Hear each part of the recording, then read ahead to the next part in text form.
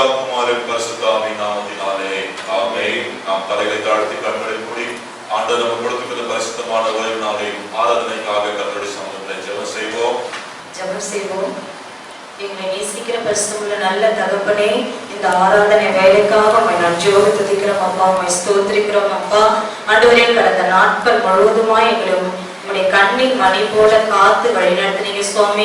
எந்த குறை இல்லாமல், வாதை அணுகாமல், எல்லா பொல்லாப்புக்கும் எங்களை விலக்கி காத்துக்கொண்டு ஆண்டவரே, உங்களுடைய ரத்த கோட்டைக்குள்ளாய் எங்களை மூடி மறைத்து காத்து கிருபைக்காக உம்மை நன்றியோடு துதிக்கிறோம் அப்பா, உம்மை ஸ்தோத்திரிக்கிறோம் ராஜாவே, உம்மை நன்றியோடு துதிக்கிறோம் ஆண்டவரே. இப்பொழுதும் ஆண்டவரே, உம்மை துதிக்கவும் ஆராதிக்கவும் உம்முடைய வேத வசனங்களை தியானிக்கவும் நாங்கள் கூடி வந்திருக்கிறோம் சுவாமி. இந்த நேரத்திலே நீர் எங்கள் மத்தியிலே வரும்படியாய் ஜெபிக்கிறோம் அப்பா, உம்மை ஸ்தோத்திரிக்கிறோம் ராஜாவே. வந்திருக்கிற அனைவரும் ஆண்டவரே உங்களுடைய கரங்களிலே தாழ்த்துகிறோம் அப்பா. ஆண்டவரே, எங்களுக்கு ஒவ்வொருவரையும் ஆசீர்வதிங்க.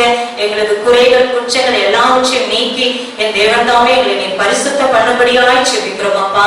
ராஜாவே, பரிசுத்தத்தோடு நாங்கள் உம்மை ஆராதிக்க என் தேவனின் உதவி செய்யும்படியாய் ஜெபிக்கிறோம் அப்பா, உம்மை ஸ்தோத்திரிக்கிறோம் ராஜாவே. அப்படியே ஆண்டவரே, இன்பராஜா அண்ணனுக்காக உம்மை நன்றியோடு துதிக்கிறோம் ஆண்டவரே, உம்மை ஸ்தோத்திரிக்கிறோம் அப்பா.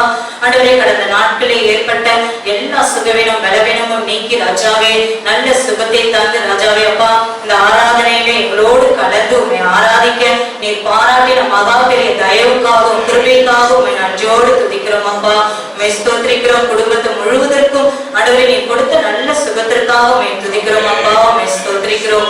இப்பொழுது ராஜாவே வந்திருக்கிற மக்கள் ஒவ்வொருவரையும் கர்த்தரை ஆசீர்வதிக்கும்படியாய் ஜெபிக்கிறோம் அப்பா. ஆண்டவரே, எங்க ஒவ்வொருவரையும் ஆட்கொண்டு நடத்துங்க, ஜெப சிந்தையை நீ தரும்படியாய் ஜெபிக்கிறோம் அப்பா.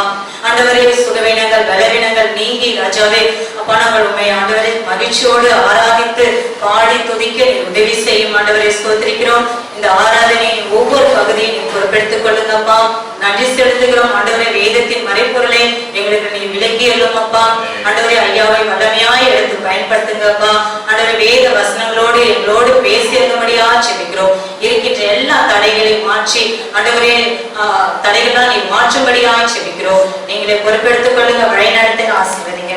இயேசு மூலம் ஜெபிக்கிறோம் நல்ல பிதாவே, ஆமென்.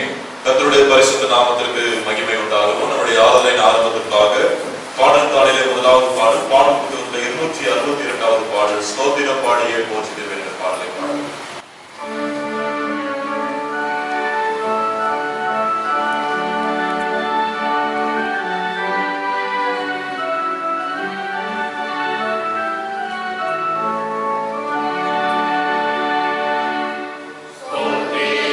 பாடியே போற்றி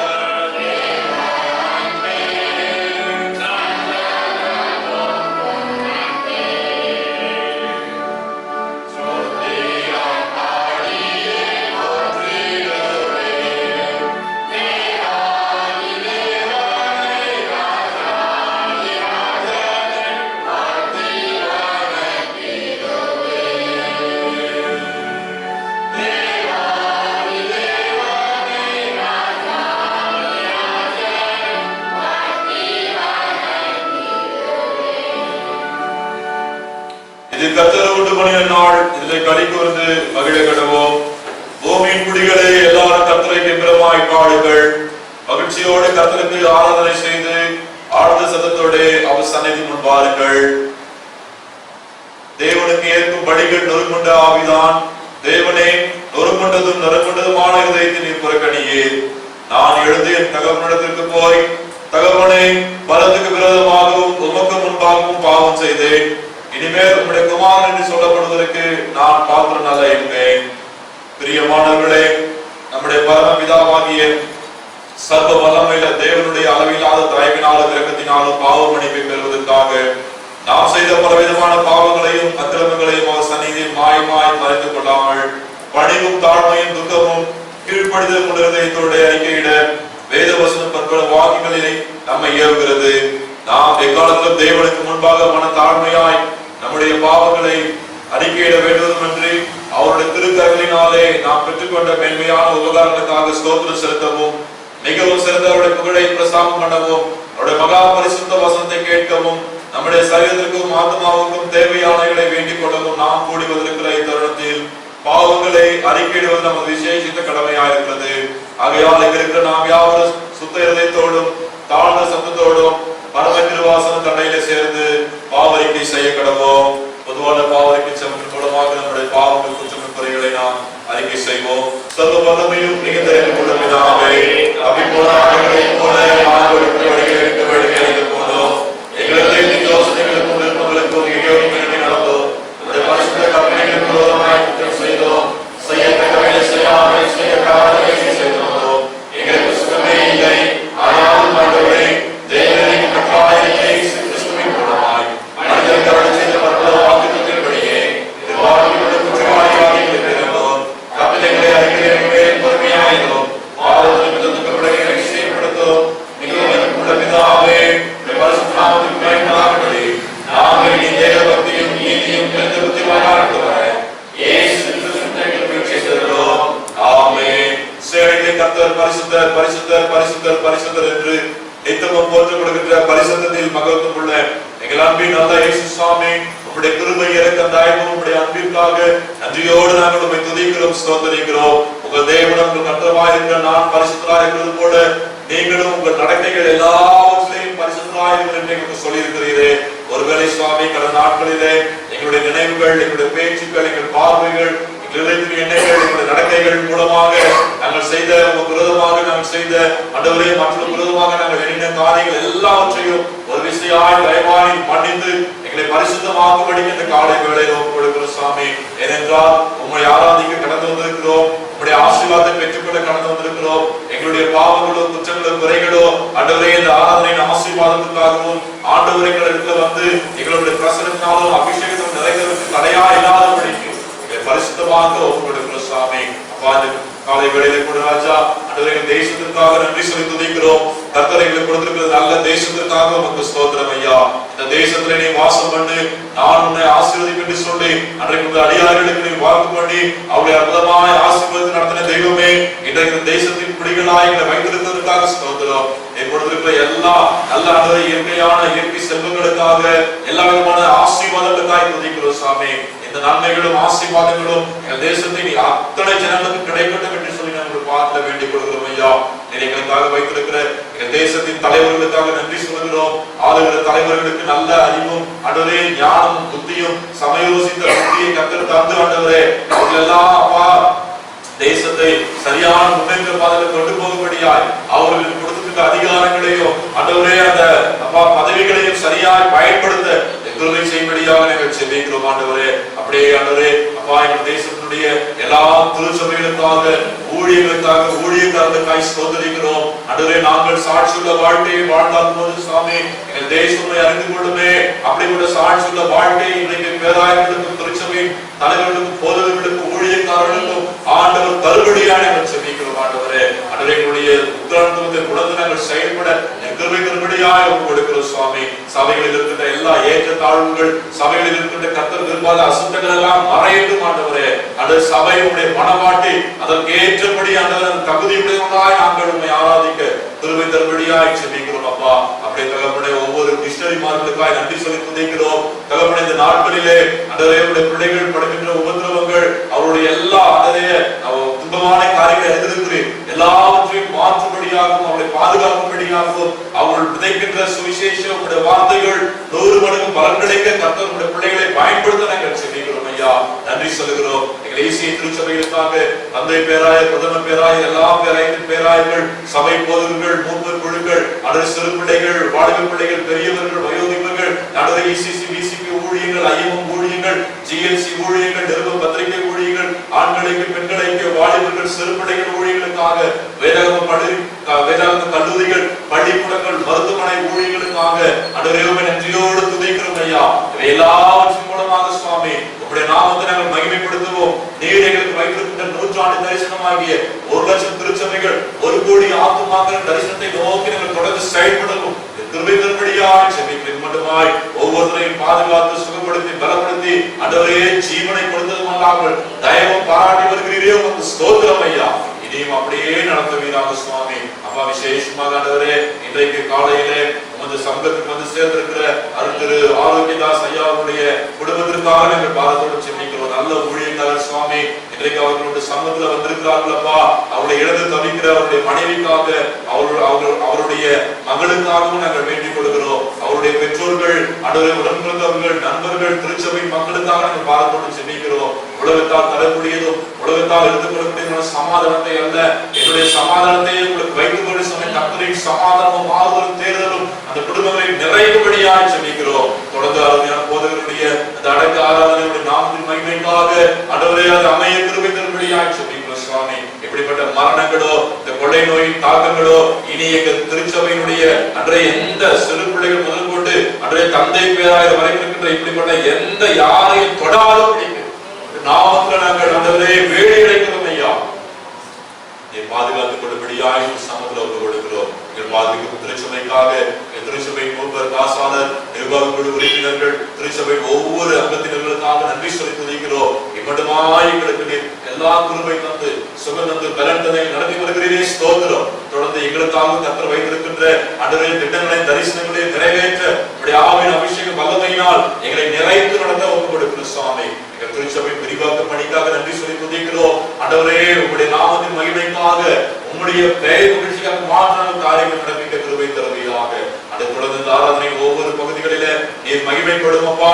அதை நாங்கள் எதை செய்தாலும் எங்கள் தேவனுடைய நாமம் மாத்திரம் மகிமைப்படட்டும். வந்திருக்கிற அடியார்களுக்காய் ஸ்தோத்திரம். வந்து கொண்டிருக்கிற வர வேண்டியவர்களை கர்த்தர் துரிதமாய் கொண்டு வா. நாங்கள் அனைவரும் ஒன்று சேர்ந்து குதித்து எங்கள் ஆண்டவரின் ஆசீர்வாதத்தை இந்த தேசத்தை சுதந்திரித்துக் கொண்ட கிருபை தாரும். உடைய மந்திர பங்கு பெற போகிற சுவாமி அன்றே தகுதியாய் பங்கு பெற கிருபை தருவீராக.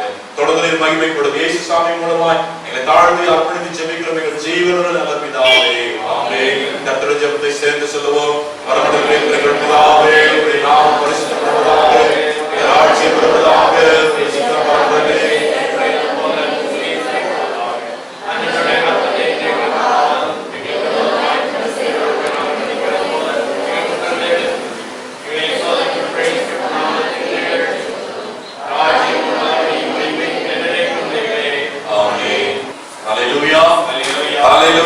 கர்த்தருடைய பரிசுத்த நாமத்திற்கு மகிமை உண்டாகட்டும். இந்த நாளிலே உங்களை சுகத்தோடு பலத்தோடு பார்க்கிறதிலே நான் ஆண்டவரை துதிக்கின்றேன். கர்த்தருக்கு நன்றி சொல்கிறேன். யாவரையும் நம்மோடு கூட ஆராதனைக்கு நேராக வாழ்த்தி வரவேற்கின்றேன். இப்பொழுது சாட்சி நேரம். சாட்சி சொல்ல விரும்புகிறவர்கள் நீங்கள் முன்பதாக வந்து உங்கள் சாட்சிகளை சுருக்கமாக பகிர்ந்து கொள்ளலாம். கர்த்தருடைய பரிசுத்த நாமத்திற்கு ஸ்தோத்திரம். நான் வந்து போன வருஷம் டைப்ரைட்டிங் கிளாஸ் போயிருந்தேன். ஆரம்பத்தில் ஈஸியாக இருந்துச்சு, ஆனால் போக கொஞ்சம் கஷ்டமாக தான் இருந்துச்சு. அப்புறம் எக்ஸாம் வந்துச்சு. போன ஃபர்ஸ்ட் எக்ஸாம் ஜூனியர் எக்ஸாம் நான் எழுதல. எனக்கு கொஞ்சம் பயமாக இருந்தாலும் செகண்ட் டைம் எழுதலாம் அப்படின்னு சொல்லிட்டு அப்புறம் செகண்ட் டைம் எழுதினேன். இந்த வருஷம் பிப்ரவரி மாதம் தான் எழுதினேன். அப்போ நானும் ஒரு அம்மா சேர்ந்து தான் போனோம் எக்ஸாமுக்கு. பஸ்ஸில் தான் போனோம். பஸ் கொஞ்சம் லேட்டாக போனதால எக்ஸாமுக்கு நானும் அந்த அம்மா லேட்டாக தான் போய் எழுதணும். கடைசி நேரத்துக்கு தான் போய் எழுதணும். கொஞ்சம் பயமாகவே இருந்துச்சுனால கடைசி நேரத்தில் போய் உட்காந்து எழுதணும் அப்படின்னு சொல்லிட்டு கொஷின் பேப்பர் ஆனால் ஈஸியாக தான் இருந்துச்சு. எழுதி முடிச்சுட்டு வெளியே வந்துட்டப்பறம் நான் பாஸ் ஆகணும்னா அப்படின்னு எனக்கு ஒரு டவுட்டாகவே இருந்துச்சு லேட்டாக போயிடுறதால. அப்புறம் ரிசல்ட் வந்து போன வாரம் தான் வந்துச்சு. மறுதான் பார்த்து வந்து சொன்னால் பாஸ் ஆகணும்னு தெரிஞ்சு எனக்கு கட்டுற வந்து டிஸ்டிங்ஷன் எடுக்க உதவி செஞ்சார். அதனால கட்டுறதுக்கு நன்றி. இன்னொரு விஷயம் என்னென்னா, நான் வந்து கூரை வீட்டில் தான் இருக்கேன். அப்புறம் எங்கள் வீடு ரொம்ப கஷ்டமா இருந்துச்சு. மழை காலத்துல வந்து ஒழுகு அங்கங்கன்னு சொல்லிட்டு அப்பெல்லாம் ரொம்ப கஷ்டமா இருக்கும். வெயில் காலத்துல பரவாயில்ல, கொஞ்சம் கூலிங்காக தான் இருக்கும். மழை காலத்துல ரொம்ப பிரச்சனையா இருந்துச்சு. நான் பிறந்ததுலேருந்து தரை வீட்டை பார்த்ததே இல்லை. எங்கள் வீட்டில் வந்து தரை கூட ஆனால் இல்லை. ஆனால் கட்டுடைய கிருபையால் இப்போ நாங்கள் தரை போட்டு ஷீட் போட கட்டுரையே செஞ்சால் அதனால கட்டருக்கு நன்றி. கட்டர் வந்து பெரிய காரியங்கள் செய்ய வல்லதா இருக்கான்னு சொல்லிட்டு இப்போ தான் தெரிஞ்சுக்கிட்டேன். நம்ம எப்படா இந்த வீட்டிலே இருக்கோம், அவங்க நல்லா மாறிடாதா அப்படின்னு தெரிஞ்சு எனக்கு கட்டர் வந்து பெரிய காரியங்கள் செஞ்சார். அதனால கட்டருக்கு நன்றி. கர்த்தர் சாட்சியாக நினைத்ததுக்கான தேவன் சொல்கிறேன். கடந்த நாட்களிலே மீண்டுமாக இந்த உலகத்தை ஆற்றுப்படுத்திக் கொண்டிருக்கிற தொற்று நோய் என்னையும் பிடித்து விட்டது. 15ஆம் தேதி எங்களுடைய ஸ்டாஃப் ஒருத்தருக்கு ஒரு ஸ்டாஃப்க்கு கொரோனா வந்துச்சு. அதில் எல்லாரும் டெஸ்ட் எடுக்கப்படி போன மாதம் 15ஆம் தேதி டெஸ்டிங் போனோம். 16ஆம் தேதி ரிசல்ட்டில் வந்து எனக்கு பாசிட்டிவ் வந்துருச்சு. ஆனால் அது முந்தின 2 நாட்கள் கொஞ்சம் தூரம் இருந்தது, ஃபீவர் இருந்துச்சு. அதுக்கு முந்தின 2 நாட்கள் என்னுடைய சன்னுக்கும் அதே மாதிரி அவனுக்கும் ப்ராப்ளம் இருந்துச்சு. அவனுக்கும் மண்டே வந்து அவனுக்கும் பாசிட்டிவ். வீட்டில் 2 பேரும் இருந்தோம். வீட்டிலே இருக்கபடி ஜிஹெச்சில் பர்மிஷன் கேட்டு ஜிஹெச் வீட்டிலே தான் இருந்தோம். நாங்கள் கொஞ்சம் சொந்தமாச்சு. நான் உடனே வேற ஒரு மருந்து எடுத்ததுனால கொஞ்சம் ஒரு 3 நாள் கொஞ்சம் ரிலீஃப் இருந்தது. ஆனாலும் அவங்க வந்து லங்ஸில் தான் ப்ராப்ளமே இருக்குது. லங்ஸில் வந்து ஒரு ஸ்கேன் எடுத்து பார்த்தா தான் ரிசல்ட் தெரியும்னு சொன்னதுனால இன்னொரு ஸ்டாஃப் நாங்கள் 2 பேரும் போய் ஸ்கேன் எடுத்தோம். அதில் வந்து அவருடைய ஸ்கேன் ரிசல்ட்டில் வந்து 40% அவர் லங்ஸில் கொரோனா இருந்ததை அவர் நிரூபித்தார். என்னோட பக்கத்தில் உட்காந்துருக்க ஸ்டாஃப் அவர். என்னுடைய ஸ்கேன் ரிப்போர்ட் கையில் வந்துச்சு. ஜோம் பண்ணிட்டு நானும் போய் டாக்டர்கிட்ட பார்த்தபோது அதில் வந்து அதில் ஒன்றும் இல்லை, அதில் வந்து கொரோனா ப்ராப்ளம் இல்லை, சளி மட்டும் தான் இருக்குன்னு சொல்லி சொன்னாங்க. அதுக்கு ஒரு மெடிசன் மட்டும் எடுக்க முடியாது. திரும்ப செய்தால் கொஞ்சமாக வீட்டில் தான் இருக்கிறேன். இன்னும் ஜாயின் பண்ணல. 10-12 நாள் மேலே ஆயிடுச்சு. இன்னும் விட்டு இருக்கேன். இன்னும் கொஞ்சம் அந்த நெஞ்சில் இருக்கிற சளி மட்டும் தான் கொஞ்சம் அதிகமாக இருக்குது. அது எப்படின்னா பேசும்போது பார்த்தோம்னா அந்த ப்ராப்ளம். எனக்காக ஜெபித்ததுக்காக நன்றி சொல்கிறேன். உண்மையாகவே நான் சண்டே சர்வீஸ் செல்லில் நான் பார்ப்பேன் ப்ரோக்ராம், நம்முடைய சர்வீஸை. அதில் நான் ஃபுல்லாக ஜெபம் பண்ணுது. அது நம்மளுடைய ஜெபம் உண்மையாகவே ஒரு கரிசனை உள்ள ஒரு ஆலயத்தை கற்றுக் கொடுத்துருக்கிறேன். உண்மையாகவே நான் சொல்கிறேன். எனக்காக ஜெபித்தவர்களுக்காக சொல்கிறேன். என்னுடைய பங்கத்தும் சொல்ல கிடைச்சிச்சு. அவன் போய் ஜாயின் பண்ணிட்டான். அந்த வேலையில் இதனுடைய கற்றுக்கு செய்தார். இன்னும் ஆண்டு சொல்லி கொடுத்து நான் போய் இந்த டாக்டர் போய் ஃபைனலாக போய் பார்த்தேன். டாக்டர் இன்னும் இல்லை, உங்களுக்கு சரியில்லை, இன்னும் ஒரு 5 days ரெஸ்ட் எடுங்க, நீங்கள் இன்னொரு 5 days போட்டு தான் ஜாயின் பண்ணணும் அப்படின்னு சொல்லிட்டார். ஸோ இன்னும் ரெஸ்ட்டில் தான் இருக்கிறேன். தொடர்ந்து எனக்காக ஜெபித்த உங்கள் அனைவருக்கும் அன்றாக இயேசு நாமத்தில் நன்றி தெரிவித்துக் கொள்கிறேன். ஒருவருக்காக ஜெபிக்கும் போது கர்த்தர் அந்த குடும்பங்களிலும் ஒரு தனிப்பட்ட வாழ்க்கையும் ஆசீர்வாதம் கொடுப்பார். கர்த்தருடைய நாமத்துக்கு மகிமை உண்டாகட்டும். சாட்சி சொன்ன பிள்ளைகளுக்காக ஆண்டவரை துதிக்கிறோம். இப்பொழுது வேத பகுதி வாசியை கேட்போம். முதலாவது வேத பகுதி நெகேமியாவின் புத்தகம் 13ஆம் அதிகாரம் 22ஆம் வசனம் முதல் 31வது வசனம் வரைக்கும் நாம் வாசிக்க கேட்கலாம். வாசிக்கும்படியே தெரிந்து கொள்ளப்பட்ட வேத பாடம் நெகேமியா 13ஆம் அதிகாரம் வசனங்கள் 22 முதல் 31 முடிய. பக்கம் பழைய ஏற்பாட்டில் 623. ஓய்வு நாளை பரிசுத்தமாக்கும்படிக்கு உங்களை சுத்தம் பண்ணிக்கொண்டு வாசல்களை காக்க வாருங்கள் என்று லேவியருக்கும் சொன்னேன். என் தேவனே, இதை குறித்து நீர் என்னை நினைத்தருளி உம்முடைய மிகுந்த கிருபையின்படி எனக்கு இறங்குவீராக. அஸ்தோத், அம்மோன், மோவாப் ஜாதிகளான ஸ்திரீகளை சேர்த்து கொண்ட சில யூதரையும் அந்த நாட்களில் கண்டேன். அவர்கள் பிள்ளைகள் பேசின பேச்சில் பாதி அஸ்தோத் பாஷையாய் இருந்தது. இவர்கள் அந்தந்த ஜாதிகளின் பாஷையை தவிர யூத பாஷையை திட்டமாய் பேச அறியாதிருந்தார்கள். அவர்களையும் நான் கடிந்து கொண்டு அவர்கள் மேல் வரும் சாபத்தை கூறி அவர்களின் சிலரை அடித்து மயிரை பிய்த்து, நீங்கள் உங்கள் குமாரத்திகளை அவர்கள் குமாரருக்கு கொடாமலும் அவர்கள் குமாரத்திகளில் ஒருவரையும் உங்கள் குமாரருக்காகிலும் உங்களுக்காகிலும் கொள்ளாமலும் இருக்க வேண்டும் என்று அவர்களை தேவன் மேல் ஆணையிட பண்ணி நான் அவர்களை நோக்கி, இஸ்ரவேலின் ராஜாவாகிய சாலமோன் இதனாலே பாவம் செய்தான் அல்லவா? அவனை போன்ற ராஜா அநேகம் ஜாதிகளுக்குள்ளே உண்டாயிருந்ததில்லை. அவன் தன் தேவனாலே சிநேகிக்கப்பட்டவனாயிருந்தான். தேவன் அவனை இஸ்ரவேல் அனைத்தின் மேலும் ராஜாவாக வைத்தார். அப்படிப்பட்டவனையும் மறுஜாதியான ஸ்திரீகள் பாவம் செய்ய பண்ணினார்களே. நீங்கள் மறுஜாதியான ஸ்திரீகளை சேர்த்துக் கொள்ளுகிறதினால் நம்முடைய தேவனுக்கு துரோகிகளாகி இந்த பெரிய பொல்லாப்பை எல்லாம் செய்யும்படி உங்களுக்கு இடம் கொடுப்போமோ என்றேன். யோய்தாவின் புத்திரரிலே பிரதான ஆசாரியனாகிய எலியாசிபினுடைய குமாரன் ஒருவன் ஓரோனியனான சன்பல்லாத்துக்கு மருமகன் ஆனான்.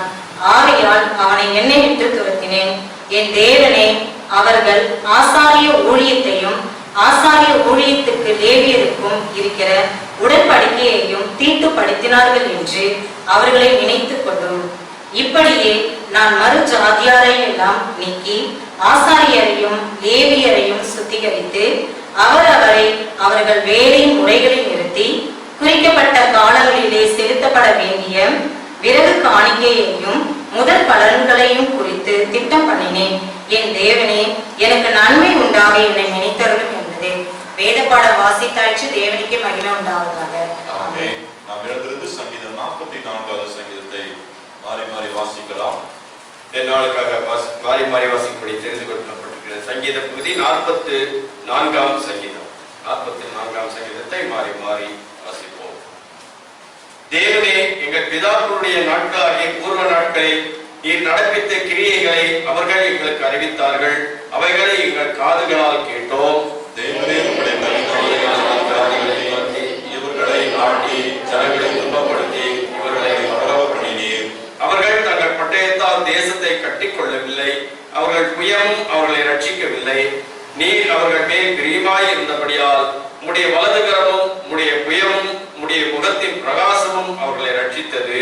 தேவனே, நீர் ராஜா, யாக்கோபுக்கு ரட்சிப்பை கட்டளையிடும். உம்மாலே எங்கள் சத்துருக்களை கீழே விழத்தாக்கி எங்கள் விரோதமாய் எழும்புகிறவர்களை உம்முடைய நாமத்தினால் மிதிப்போம். என் பிள்ளை நான் நம்பேன், என் படை என்னை ரட்சிப்பதில்லை. நீரே எங்கள் சத்துருக்களினின்றே எங்களை ரட்சித்து எங்களை பகைக்கிறவர்களை வெட்கப்படுத்துகிறீர். தேவனுடைய பாராட்டுவோம், உமது நாமத்தை நினைக்கும் துதிப்போம். நீர் எங்களை தள்ளிவிட்டு நாணம் பண்ணுகிறீர். எங்கள் சேனைகளுடனே செல்லாதிருக்கிறீர். சத்துருவுக்கு நாங்கள் இணைந்து பின்னிட்டு திரும்பி போக பண்ணுகிறீர். எங்கள் பகைஞர் எங்களுக்கு என்று எங்களை கொள்ளையிடுகிறார்கள். நீர் எங்களை ஆடுகளைப் போல இரையாக ஒப்பு கொடுத்து ஜாதிகளுக்குள்ளே எங்களை சிதறடிக்கிறீர். நீர் உடைய ஜனங்களை இலவசமாக விற்கிறீர். அவர்கள் தேடினால் ஒரு லாபமில்லையே. எங்கள் அயலாருக்கு எங்களை நிந்தையாகவும் எங்கள் சுற்றுப்புறத்தாருக்கு பரியாசமும் சக்கந்தமுமாகவும் வைக்கிறீர். நாங்கள் ஜாதிகளுக்குள்ளே மறுபடியாயிருக்கவும் ஜனங்களை எதிர்த்து தலைமுறுக்கவும் செய்கிறீர். நிந்தித்து தூஷிக்கிறவனுடைய சத்தத்தின் நிமித்தமும் சத்துருவின் நிமித்தமும் பழி வாங்குகிறவன் நிமித்தமும் என் இலட்சம் முன்பாக இருக்கிறது. என் முகத்தின் வெட்கம் என்னை மூடுகிறது. இவையெல்லாம் எங்கள் மேல் வந்திருந்தோம். உம்மை நாங்கள் மறக்கவும் இல்லை, உம்முடைய உடன்படிக்கைக்கு துரோகம் பண்ணவும் இல்லை. நீர் எங்களை வசப்பட்டுள்ள இடத்திலே ஒதுக்கி மரணங்களை எங்களை மூடியிருந்தோம். எங்கள் இருதயம் பின்வாங்கவும் இல்லை, எங்கள் காலடி உம்முடைய பாதையை விட்டு விலகவும் இல்லை. நாங்கள் எங்கள் தேவனுடைய நாமத்தை மறந்து அந்நிய தேவனை நோக்கி கையெடுத்திருந்த போனால் தேவன் அதை ஆராய்ந்து விசாரியாதிருப்பாரோ? இருதயத்தின் அந்தரங்கங்களை அவர் அறிந்திருக்கிறாரே. கொல்லப்படுகிறோம், அழிக்கப்படும் ஆடுகளைப் போல இருக்கிறோம். ஆண்டவரே, விழித்துக் கொள்ளும். ஏன் நித்திரைப்படுகிறீர்? எழுந்தருளும். எங்களை என்றைக்கும் தள்ளிவிடாதிரும்.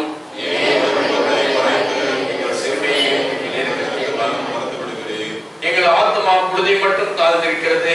எங்கள் வயிறு தரையோடு ஒட்டியிருக்கிறது.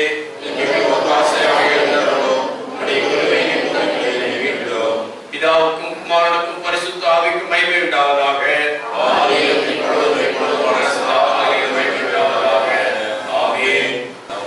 இரண்டாவது வேத பகுதி வாசிக்க கேட்போம். வாசிக்கும்படியாக தெரிந்து கொள்ளப்பட்ட இரண்டாம் வேத பாடம் பரிசுத்த லூக்கா எழுதின சுவிசேஷம் 7ஆம் அதிகாரம் வசனங்கள் 1 முதல் 9 வரை. பக்கம் புதிய ஏற்பாட்டில் 88. அவர் தம்முடைய வார்த்தைகளை எல்லாம் ஜனங்களுடைய காதுகள் கேட்கும்படி சொல்லி முடித்த பின்பு கப்பர்நகூமுக்கு போனார். அங்கே 100க்கு அதிபதியாகிய ஒருவனுக்கு பிரியமான வேலைக்காரன் வியாதிப்பட்டு மரண அவஸ்தையாய் இருந்தான். அவன் இயேசுவை குறித்து கேள்விப்பட்ட போது அவர் வந்து தன் வேலைக்காரனை குணமாக்க வேண்டும் என்று சொல்லும்படி யூதருடைய மூப்பரை அவரிடத்தில் அனுப்பினான். அவர்கள் இயேசுவினிடத்தில் வந்து அவரை கருத்தாய் வேண்டிக் கொண்டு, நீர் இந்த தயவு செய்கிறதற்கு அவன் பாத்திரனாய் இருக்கிறான். அவன் நம்முடைய ஜனத்தை நேசிக்கிறான். நமக்கு ஒரு ஜெப ஆலயத்தை கட்டினான் என்றார்கள். அப்பொழுது இயேசு அவர்களுடனே கூட போனான். வீட்டுக்கு சமீபமான போது 100க்கு அதிபதி தன் சிநேகிதரை நோக்கி, நீங்கள் அவரிடத்தில் போய், ஆண்டவரே, நீர் வருத்தப்பட வேண்டாம். நீர் என் வீட்டு வாசலுக்குள் பிரவேசிக்க நான் பாத்திரன் அல்ல. நான் உம்மிடத்தில் வரவும் என்னை பாத்திரனாக எண்ணவில்லை. ஒரு வார்த்தை மாத்திரம் சொல்லும், அப்பொழுது என் வேலைக்காரன் சொஸ்தமாவான். நான் அதிகாரத்துக்கு கீழ்ப்பட்டவனாய் இருந்தும் எனக்கு கீழ்ப்பட்டிருக்கிற சேவகரும் உண்டு. நான் ஒருவனை போவென்றால் போகிறான், மற்றொருவனை வாவென்றால் வருகிறான். என் வேலைக்காரனை இதை செய் என்றால் செய்கிறான் என்று நான் சொன்னதாக சொல்லுங்கள் என்று அவர்களை அனுப்பினான். இயேசு இவைகளை கேட்டு அவனை குறித்து ஆச்சரியப்பட்டு திரும்பி தமக்கு பின் செல்கிற திரளான ஜனங்களை நோக்கி, இஸ்ரவேலருக்குள்ளும் நான் இப்படிப்பட்ட விசுவாசத்தை காணவில்லை என்று உங்களுக்கு சொல்லுகிறேன் என்றார் என்பதே. வாசிக்கும்படியாக தெரிந்து கொள்ளப்பட்ட 2ஆம் வேத பாடம் வாசித்தாயிற்று. கிறிஸ்துவே உமக்கே மகிமை உண்டாவதாக. ஆமென். திருச்சபைக்கான அறிவிப்புகள். எப்பொழுதும் வழக்கம் போல நமது திருச்சபையின் ஓய்வு நாள் ஆராதனை ஞாயிற்றுக்கிழமையில காலை 9:30 மணிக்கு சரியாக ஆரம்பிக்கிறது என்பதை உங்களுக்கு மீண்டுமாய் ஞாபகப்படுத்திக் கொடுக்கின்றேன். அது மாத்திரமில்லாமல் நாம் ஏற்கனவே 2-3 வாரங்களாக சொல்லிக் கொண்டிருப்பது போல வருகின்ற வெள்ளிக்கிழமை 9ஆம் தேதி நம்முடைய திருச்சபையினுடைய 8ஆம் ஆண்டு நிறைவு ஸ்தோத்திர ஆராதனை. அன்றைக்கு வெள்ளிக்கிழமை மாலையில 6 மணிக்கு நமக்கு ஸ்தோத்திர ஆராதனை இருக்கும். அதற்காக நீங்கள் ஆயத்தப்பட்டு ஜெபத்தோடு கூட நீங்கள் குடும்பத்தோடு வரும்படி கேட்டுக்கொள்கிறேன். இப்ப இருக்கக்கூடிய சூழ்நிலை நம்ம வெளியிலிருந்து யாரையும் கூப்பிடல. ஆனால் இங்க இருக்கிற நாம் எல்லாருமே குடும்பத்தோடு வந்தாலே போதும். நமக்கு இடம் பத்தாது. இப்போ நமக்கே இடம் பத்தல, வெளியில உட்கார்ந்துட்டு இருக்காங்க.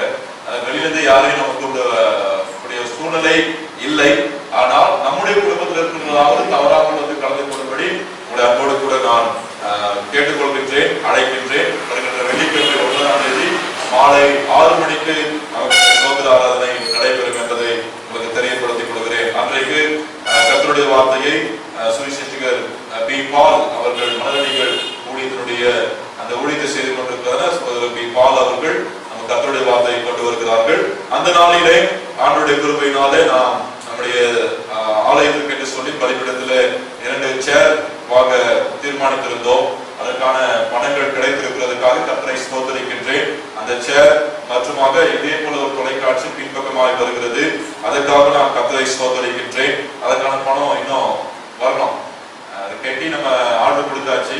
ஆனா நம்ம மற்றவங்களுக்கு அந்த பணத்தை ரீப்ளேஸ் பண்ணணும். ஆகையினால அதற்காக நாம் தொடர்ந்து செபிப்போம். நம்முடைய திருச்சபையுடைய எக்ஸ்டென்ஷன் ப்ராஜெக்ட் அன்னைக்கு லான்ச் பண்ணுகின்றோம். சோ வெள்ளிக்கிழமை 6 மணிக்கு நமக்கு ஆண்டு விழா ஸ்தோத்திர ஆராதனை இருக்கிறது.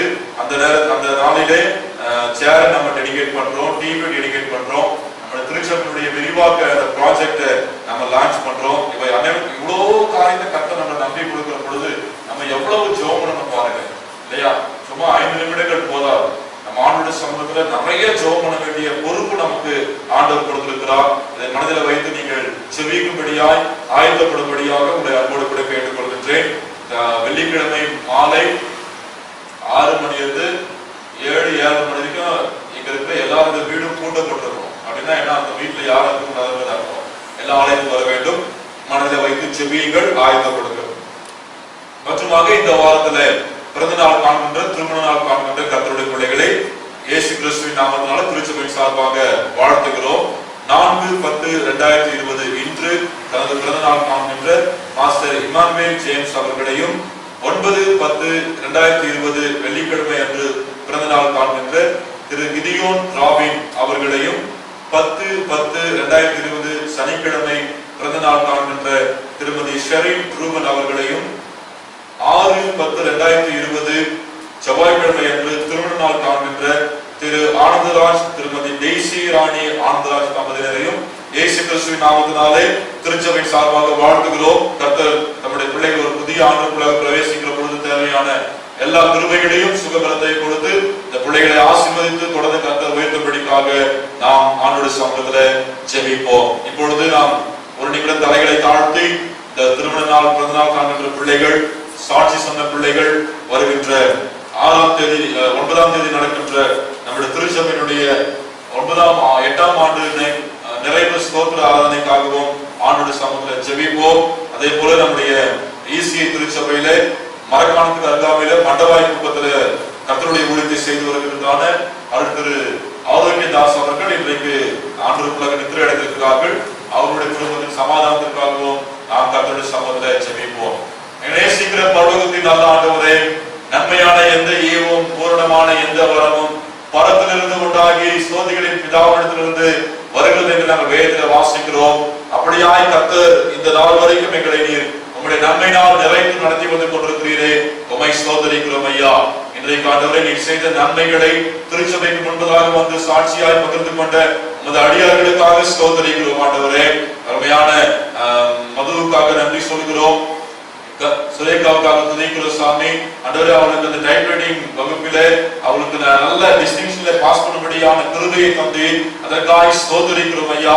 அப்படியே தகப்பனே, அவருடைய வீடு கூரை வீடா இருந்தது சுவாமி, அந்த நிலையை மாற்றி ஆண்டவரே ஒரு அழகான ஷீட் போடும்படியாக தரை போடும்படியாக அந்த பிள்ளைகளுக்கு கிருபை பாராட்டினதற்காக ஸ்தோத்திரிக்கிறோம் அப்பா. தொடர்ந்து அவர்கள் வாழ்நாள் எல்லாம் உமக்கு சாட்சிகளாக ஜீவிக்க கிருபை தாரும். அருமையான இன்பராஜ் ஐயாவுக்காக நாங்கள் துதிக்கிறோம். கடந்த நாட்களில் ஏற்பட்ட சுகவீனத்தின் பலவீனத்திலிருந்து அவர்களையும் அவருடைய மகனையும் அவருடைய குடும்பத்தின் பிள்ளைகளையும் பாதுகாத்து உமக்கு நன்றி சொல்கிறோம் ஐயா. அருமையான தம்பி ஆண்டவரே ஸ்பாஜி அவர்கள் மீண்டுமாக அந்த பணிக்கு போகும்படியாக கிருபை செய்து ஸ்தோத்திரம். ஐயா அவர்களுக்கும் இன்னும் இருக்கக்கூடிய கொஞ்சம் நெஞ்ச அந்த பலவீனத்தை எல்லாம் மாற்றி அவர்கள் இந்த வாரத்திலேயே பணியிலே போய் ஜாயின் பண்ணும்படியான சுகத்தை கர்த்தர் தருகிறபடியாக நாங்கள் ஸ்தோத்திரிக்கிறோம் ஆண்டவரே. அப்ப அவர்கள் 9ஆம் தேதி ஆண்டவரின் திருச்சபையினுடைய 8ஆம் ஆண்டு ஸ்தோத்திர ஆராதனைக்காக நன்றி சொல்கிறோம். அன்றைக்கு உங்களுடைய வார்த்தைகளை மத்தியில் கொண்டு வருகிற அருமையான சுவிசேஷகர் பால் அவர்களுக்காக நன்றி சொல்கிறோம். எங்கள் வட்டார தலைவர்களுக்காக துதிக்கிறோம் ஆண்டவரே. அப்பா, அந்த நாட்களிலே உங்களுடைய நாமத்தின் மகிமைக்காக ஆண்டவரே நாங்கள் அந்த 2 நாற்காலிகள், ஒரு தொலைக்காட்சி மற்றும் திருச்சபையின் விரிவாக்க பணிக்கான அந்த ப்ராஜெக்ட் லான்ச்சிங் இவை எல்லாவற்றையும் உங்களுடைய கரத்துல ஒப்பு கொடுக்கிறோம் சுவாமி. ஆண்டவரே, நாங்கள் நினைச்சு கூட பார்க்கலப்பா, எங்களுக்கு 2 சேர்களை வாங்குவதற்கு நீ உதவி செய்திருக்கிறீர். ஆண்டவரே, டிவி வாங்குவதற்கும் நீ உதவி செய்கிறபடினாலே நாங்கள் உம்மை ஸ்தோத்திரிக்கிறோம், துதிக்கிறோம். இதற்காக உதவி செய்திருக்கிற உங்களுடைய பிள்ளைகள் ஒவ்வொருத்தருக்காக உதவி செய்ய போகிற பிள்ளைகளுக்காக ஸ்தோத்திரிக்கிறோம். இம்மையிலேயும் மறுமையிலேயும் தூரத்தனையான ஆசீர்வாதங்கள் உங்களுடைய பிள்ளைகளுக்கு உண்டாகட்டும் சுவாமி. அந்த ஆண்டவரே, ஆண்டு விழா ஆராதனையில உங்களுடைய நாமம் மாத்திரம் மகிமைப்படணும் அப்பா. கடுகளவு கூட எங்களுக்கு இதுல எந்த புகழ்ச்சியோ பெருமையோ வந்துவிடாதபடிக்கு தகப்பனே, நீர் மாத்திரம் மகிமைப்படும்படியாய் நாங்கள் ஒரு புதிய ஆண்டுக்குள்ளாக பிரவேசிக்கிற பொழுது அன்றைய திருச்சபையில அன்றைய நாங்கள் பெரிய ஆத்துமாக்களின் பெருக்கத்தை கண்டடைகிறவர்களாகவும் ஆலயத்தை விரிவாக்கம் செய்கின்ற ஆண்டாகவும் எங்களுக்கு நீங்க ஆசீர்வாதத்தை கொடுக்க ஒப்பு கொடுக்கிற சாமி. அதே போல இந்த வாரத்துல பிறந்த நாள் காண்கின்ற உடைய பிள்ளைகளுக்காக அன்றைய நன்றி செலுத்துகின்றோம். இன்றைக்கு பிறந்த நாள் காண்கின்ற அருமையான தம்பி இம்மானுவேல் ஜேம்ஸ் அவர்களுக்காக, 9ஆம் தேதி பிறந்த நாள் காண்கின்ற திரு கிதியோன் ராபின் அவர்களுக்காக, 10ஆம் தேதி பிறந்த நாள் காண்கின்ற திருமதி ஷெரின் ரூபன் அவர்களுக்காக, 6ஆம் தேதி தங்களது திருமண நாள் காண்கின்ற திரு ஆனந்தராஜ் டெய்சி ஆனந்தராஜ் தம்பதிகளுக்காக ஸ்தோத்திரிக்கிறோம் ஐயா. பிள்ளைகள் புதிய ஆண்டுக்குள்ளாக பிரவேசிக்கிற பொழுது ஆண்டவர் தாமே பிள்ளைகளுக்கு அந்த ஆண்டுக்குரிய எல்லா நன்மைகளையும் ஆசீர்வாதங்களையும் கிருபைகளையும் வந்து இந்த இத்தனை ஆண்டுகள் இருந்ததை காட்டிலும் வரக்கூடிய புதிய ஆண்டு பிள்ளைகளுடைய வாழ்விலே ஆண்டவரால் உயர்த்தப்படுகின்ற ஆண்டாக இந்த ஆசீர்வாதத்தை கொடுக்க நாங்கள் செபிக்கிறோம் சுவாமி. தாழ்த்துகிறோம், அர்ப்பணிக்கிறோம். தொடர்ந்து நீர் மாத்திரம் மகிமைப்படுவீராக. இயேசு ரட்சகர் மூலமாய் தாழ்மையோடு செபிக்கிறோம் சுவாமி. அப்படியே தகப்பனே, இந்த காலை வேளையில கூட இன்றைக்கு ஆண்டவருடைய சமூகத்துல வந்து இளைப்பாய் கொண்டிருக்கிற அருள் திரு ஆரோக்கிய ராஜ் ஐயாவுக்காக, ஆரோக்கியதாஸ் ஐயாவுக்காக ஸ்தோத்திரிக்கிறோம். ஆண்டவரே, உமக்காக ஊழியத்தை செய்து ஆண்டவரே 2-3 சபைகளை ஸ்தாபித்து ஆண்டவரே இன்றைக்கு நம்முடைய ராஜ்யத்தில் உம்மோடு கூட இளைப்பாய் கொண்டிருக்கிறார்களே. அண்ணா விட்டு சென்றிருக்கிற அவருடைய மனைவிக்காக, ஒரே மகனுக்காக, அவருடைய பெற்றோர்கள், உடன் பிறந்தவர்கள், நண்பர்கள், திருச்சபை மக்கள் எல்லாருக்காகவும் செபிக்கிறோம். உங்களுடைய சமாதானம் நிறைவேற்றட்டும் ஐயா.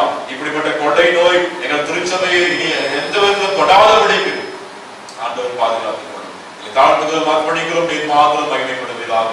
இயேசு ரட்சகர் மூலமாக செபிக்கிறோம் எங்கள் பரிசுத்தமுள்ள பிதாவே, ஆமென். நாம் எல்லாரும் கொஞ்ச நேரம் எழுந்திருந்து கர்த்தரை நாம் ஸ்தோத்திரிப்போம். ஆண்டவர் செய்த நன்மைகளுக்காக நாம் கர்த்தரை துதிப்போம்.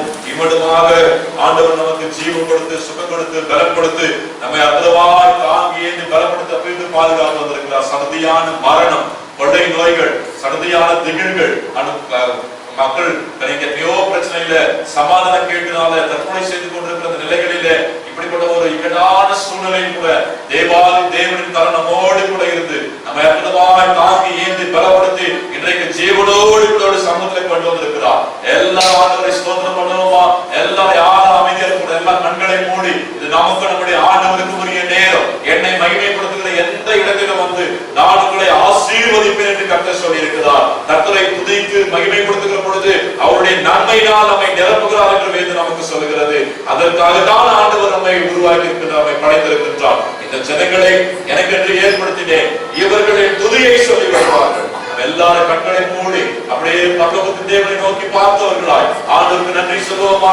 எல்லாரும் வாய்க்கிறத ஸ்தோத்திரம் பண்ணுவோம். ஸ்தோத்திரம் ஸ்தோத்திரம் ஸ்தோத்திரம் ஸ்தோத்திரம் ஸ்தோத்திரம் ஸ்தோத்திரம். ஹalleluya. யார் அமைதியா இருக்கோ எல்லாம் ஸ்தோத்திரம் பண்ணுவோம். ஹalleluya ஹalleluya ஹalleluya ஹalleluya ஹalleluya. நன்றி தகப்பனே, நன்றி தகப்பனே, நன்றி தகப்பனே. ஸ்தோத்திரம் ஸ்தோத்திரம் ஸ்தோத்திரம் ஸ்தோத்திரம் ஸ்தோத்திரம் ஸ்தோத்திரம் ஸ்தோத்திரம் ஸ்தோத்திரம். அப்பா கடவுள் 9 மாதங்கள் ஆண்டவருடைய கிருபை நம்மை தாங்கி இருக்கிறது. 9 மாதங்கள் அவர் அற்புதமாய் நம்முடைய தேவைகளை எல்லாம் சந்தித்து நடத்தியிருக்கிறார். 9 மாதங்கள் நம்முடைய குடும்பத்தை, நம்முடைய பிள்ளைகளை, நம்மை, நம்முடைய கையின் சம்பாத்தியங்கள், இப்படி எல்லா நிலைகளிலே கர்த்தர் கூட இருந்து நம்மை பாதுகாத்து சுகப்படுத்தி ஆசீர்வதித்து நம்முடைய சம்பாத்தியங்களை கர்த்தர் ஆசீர்வதித்து குறைகளை எல்லாம் நிறைவாக்கி இருக்கிறாரே. எல்லாரும் ஸ்தோத்திரம் பண்ணுவோமா? சத்தத்தை உயர்த்தி ஹalleluya. நன்றி நன்றி நன்றி நன்றி தகப்பனே. ஸ்தோத்திரம் ஸ்தோத்திரம் ஸ்தோத்திரம். நம்முடைய குடும்பத்தினுடைய கஷ்ட நிலை மாற வேண்டும், கடன் பிரச்சனைகள் மாற வேண்டும் என்றால் இந்த நேரத்தில் எந்த அளவுக்கு கர்த்தரை துதிக்கும்படியா நம்முடைய வாய்களை திறக்கிறோமோ அந்த அளவுக்கு அந்த துதியினுடைய மகிமை நம்முடைய குடும்பத்தின் பிரச்சனைகளை, கடன்களையும் வியாதி வறுமைகளை மாற்றுகிறதுனாலே அதை பெற்றுக்கொள்ள நம்ம எல்லாரும் கர்த்தரை ஸ்தோத்திரம் பண்ணுவோம். நன்றி அப்பா, நன்றி அப்பா, நன்றி அப்பா. ராஜாதி ராஜாவே, நாங்கள் உம்மை துதிக்கிறோம். ஆண்டவரே கர்த்தாவே, கர்த்தாவே, நாங்கள் உம்மை ஸ்தோத்திரிக்கிறோம். சமாதானத்தின் தெய்வமே, நாங்கள் உம்மை துதிக்கிறோம். குறைகளை எல்லாம் நிறைவாக்குகிறவரே, நாங்கள் உம்மை ஸ்தோத்திரிக்கிறோம். சுகப்படுத்துகிற யெகோவா ராமாவாகிய தெய்வமே, நாங்கள் உம்மை துதிக்கிறோம் ஐயா. எங்கள் தேவைகளை எல்லாம் பார்த்துக் கொள்கிறவரே, நாங்கள் உம்மை ஸ்தோத்திரிக்கிறோம். சர்வ வல்லமையுள்ளவராய் எங்களோடு கூட இருந்து எங்களை 9 மாதங்கள் ஒரு குறைவில்லாமல் நடத்தினீரே, உமக்கு ஸ்தோத்திரம் ஐயா. துதிக்கிறோம் அப்பா. இன்றைக்கு 10வது மாதத்தை 3 நாட்களை கடந்து 4வது நாளில் கூட ஒரு சமூகத்தில் வந்து நிற்கும்படியாக மனிதன் உலகம் முழுவதையும் ஆதாயப்படுத்திக் கொண்டாலும் தன் ஜீவனை நஷ்டப்படுத்தினால் அவனுக்கு லாபம் என்ன என்று வேதத்தில் வாசிக்கிறோம் ஐயா. ஆண்டவரே, எங்களுக்கு ஜீவனை கொடுத்ததும் அல்லாமல் தயவும் பாராட்டி இருக்கிறீரே, உம்மை நன்றியோடு ஸ்தோத்திரிக்கிறோம் ஐயா. துதிக்கிறோம் ஆண்டவரே. எங்களை சுற்றிலும் கொள்ளை நோய்கள் அப்பா, இந்த கொள்ளை நோயினால் எத்தனையோ பேர் மறித்து கொண்டிருக்கிறார்கள் சுவாமி. ஆண்டவரே, கோடிக்கணக்கான ஜனங்கள் ஆண்டவரே பாதிக்கப்பட்டிருக்கிறார்கள் அப்பா. ஆனாலும் என் மீதும் எங்கள் மீதும் பிரிய வைத்து, என் மீது எங்கள் மீது உங்களுடைய அன்பு வைத்து, என் மீதும் எங்கள் மீது உங்களுடைய இரக்கம் பாராட்டி இன்றைக்கு எங்களை ஜீவனோடு வைத்திருக்கிறீரே. ஒருவேளை இந்த கொள்ளை நோயின் கூட நாங்கள் கடந்து வந்திருக்கிறோம் சுவாமி. அக்னி போன்ற சோதனைகள் கூட கடந்து வந்திருக்கிறோம் ஐயா. ஆறுகளை போல மூழ்கி போக்கு நிலைக்குமாக அவ்வளவு பிரச்சனைகளை நாங்கள் கடந்து வந்திருக்கிறோம் ஐயா. எங்களை தூக்கி நிறுத்துகிறீரே, உம்மை நன்றியோடு ஸ்தோத்திரிக்கிறோம் அப்பா. உம்மை துதிக்கிறோம் துதிக்கிறோம். தகப்பனாக, தாயாக, நல்ல நண்பராக, நல்ல மேய்ப்பனாக ஆண்டவரே நித்திய ஜீவனை கொடுக்கும்படியாக எங்களை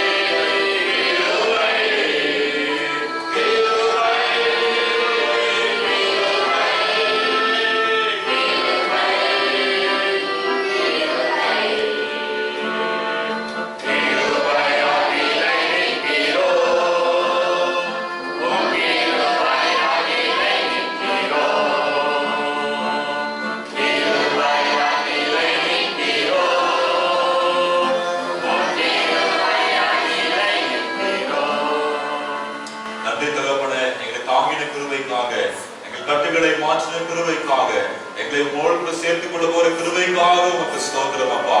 உமக்கு நன்றி சொல்கிறோம். ஆவியானவரே, வேதத்தின் மகத்துவங்களை பார்க்கும்படி எங்கள் கண்களை திறந்தல்ல ஒப்புக் கொடுக்கிறோம் சுவாமி.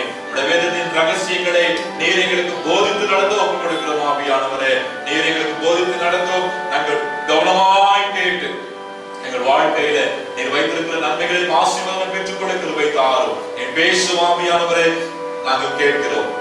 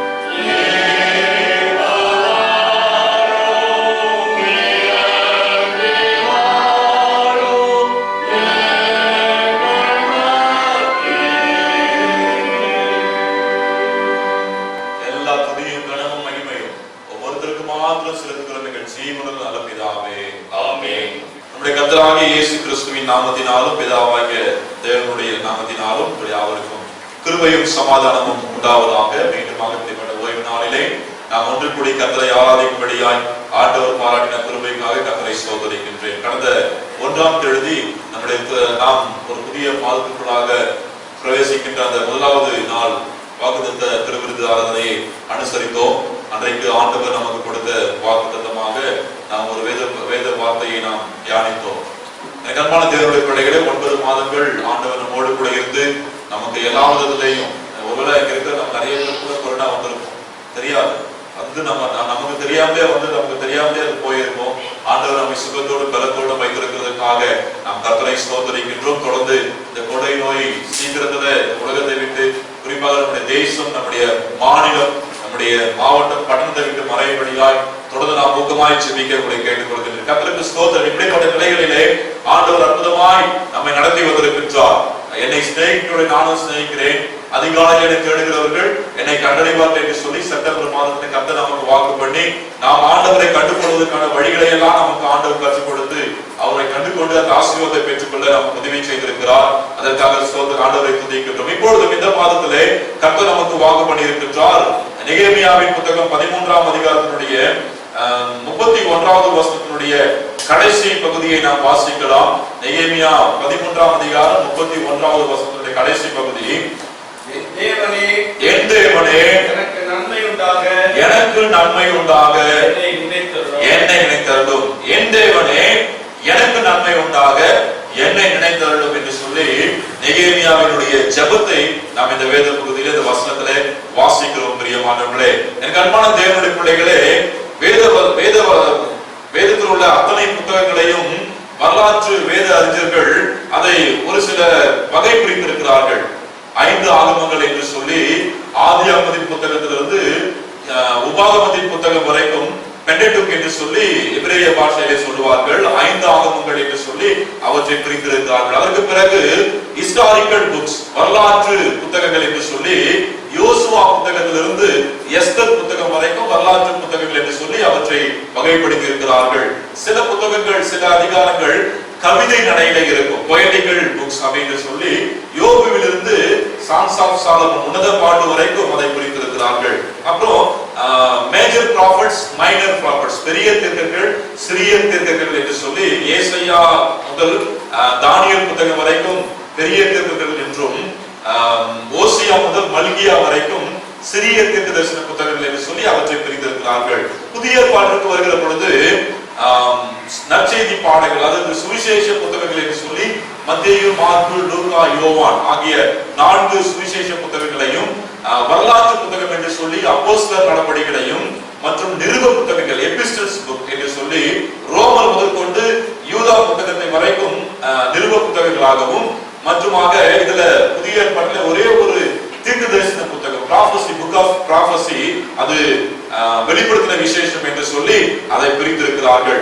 எனக்கு அன்பான கர்த்தருடைய இப்படி வரக்கூடிய இந்த புத்தகத்தின் அடிப்படையில பழைய ஏற்பாட்டில் வரக்கூடிய அந்த வரலாற்று புத்தகங்களில கடைசி புத்தகம் தான் இந்த நெகேமியா தீர்க்கதரிசியின் புத்தகம். இந்த புத்தகமானது, அது இந்த புத்தகத்தில் சொல்லப்பட்டிருக்கிற வசனங்கள், இந்த பகுதிகள் அத்தனையுமே எருசலேம் தேவாலயத்தை, எருசலேம் பட்டணத்தை, எருசலேம் அலகத்தை கட்டுவதை குறித்து அது சொல்லப்பட்டிருக்கிறது. இந்த புத்தகத்திற்கு இன்னொரு பெயர் கூட, இந்த புத்தகத்துக்கு this book also called the prayer of Nehemiah, நெகேமியாவின் ஜெபம் என்று சொல்லி கூட இந்த புத்தகத்தை குறித்து வாசிக்கலாம் நாம். ஆகையினால இந்த புத்தகத்துல எருசலேம் தேவாலயம், எருசலேம் பட்டணம், எருசலேமின் அலங்கங்கள், தேவாலயங்கள் கட்டப்படுவதையும் சுத்திகரிக்கப்படுவதையும் இந்த புத்தகத்தை நாம் வாசிக்கின்றோம். இந்த புத்தகத்தை எழுதின நெகேமியாவை குறித்து நாம் வாசிக்கின்ற பொழுது, நெகேமியா அந்த பெர்சியா ராஜாவுடைய அரண்மனையிலே பானபத்திரக்காரனாய் அவர் தனது பணியை செய்து கொண்டிருக்கிறார். பானபத்திரக்காரனாய் ரொம்ப சிறப்பாக அந்த பணியை அவர் செய்து கொண்டிருக்கிறார் என்று சொல்லி அவரை குறித்து நாம் வாசிக்கின்றோம். அது மாத்திரமில்லாமல் அவர் எருசலேமிலிருந்து சிறைகளாக பிடிக்கப்பட்டு போன யூதேயா தேசத்தினுடைய யூதர்கள் எல்லாம் அங்கிருந்து திரும்பி 3 பகுதிகளாக அவர்கள் திரும்பி அந்த தேசத்திற்கு எருசலேமுக்கு வருகிறார்கள்.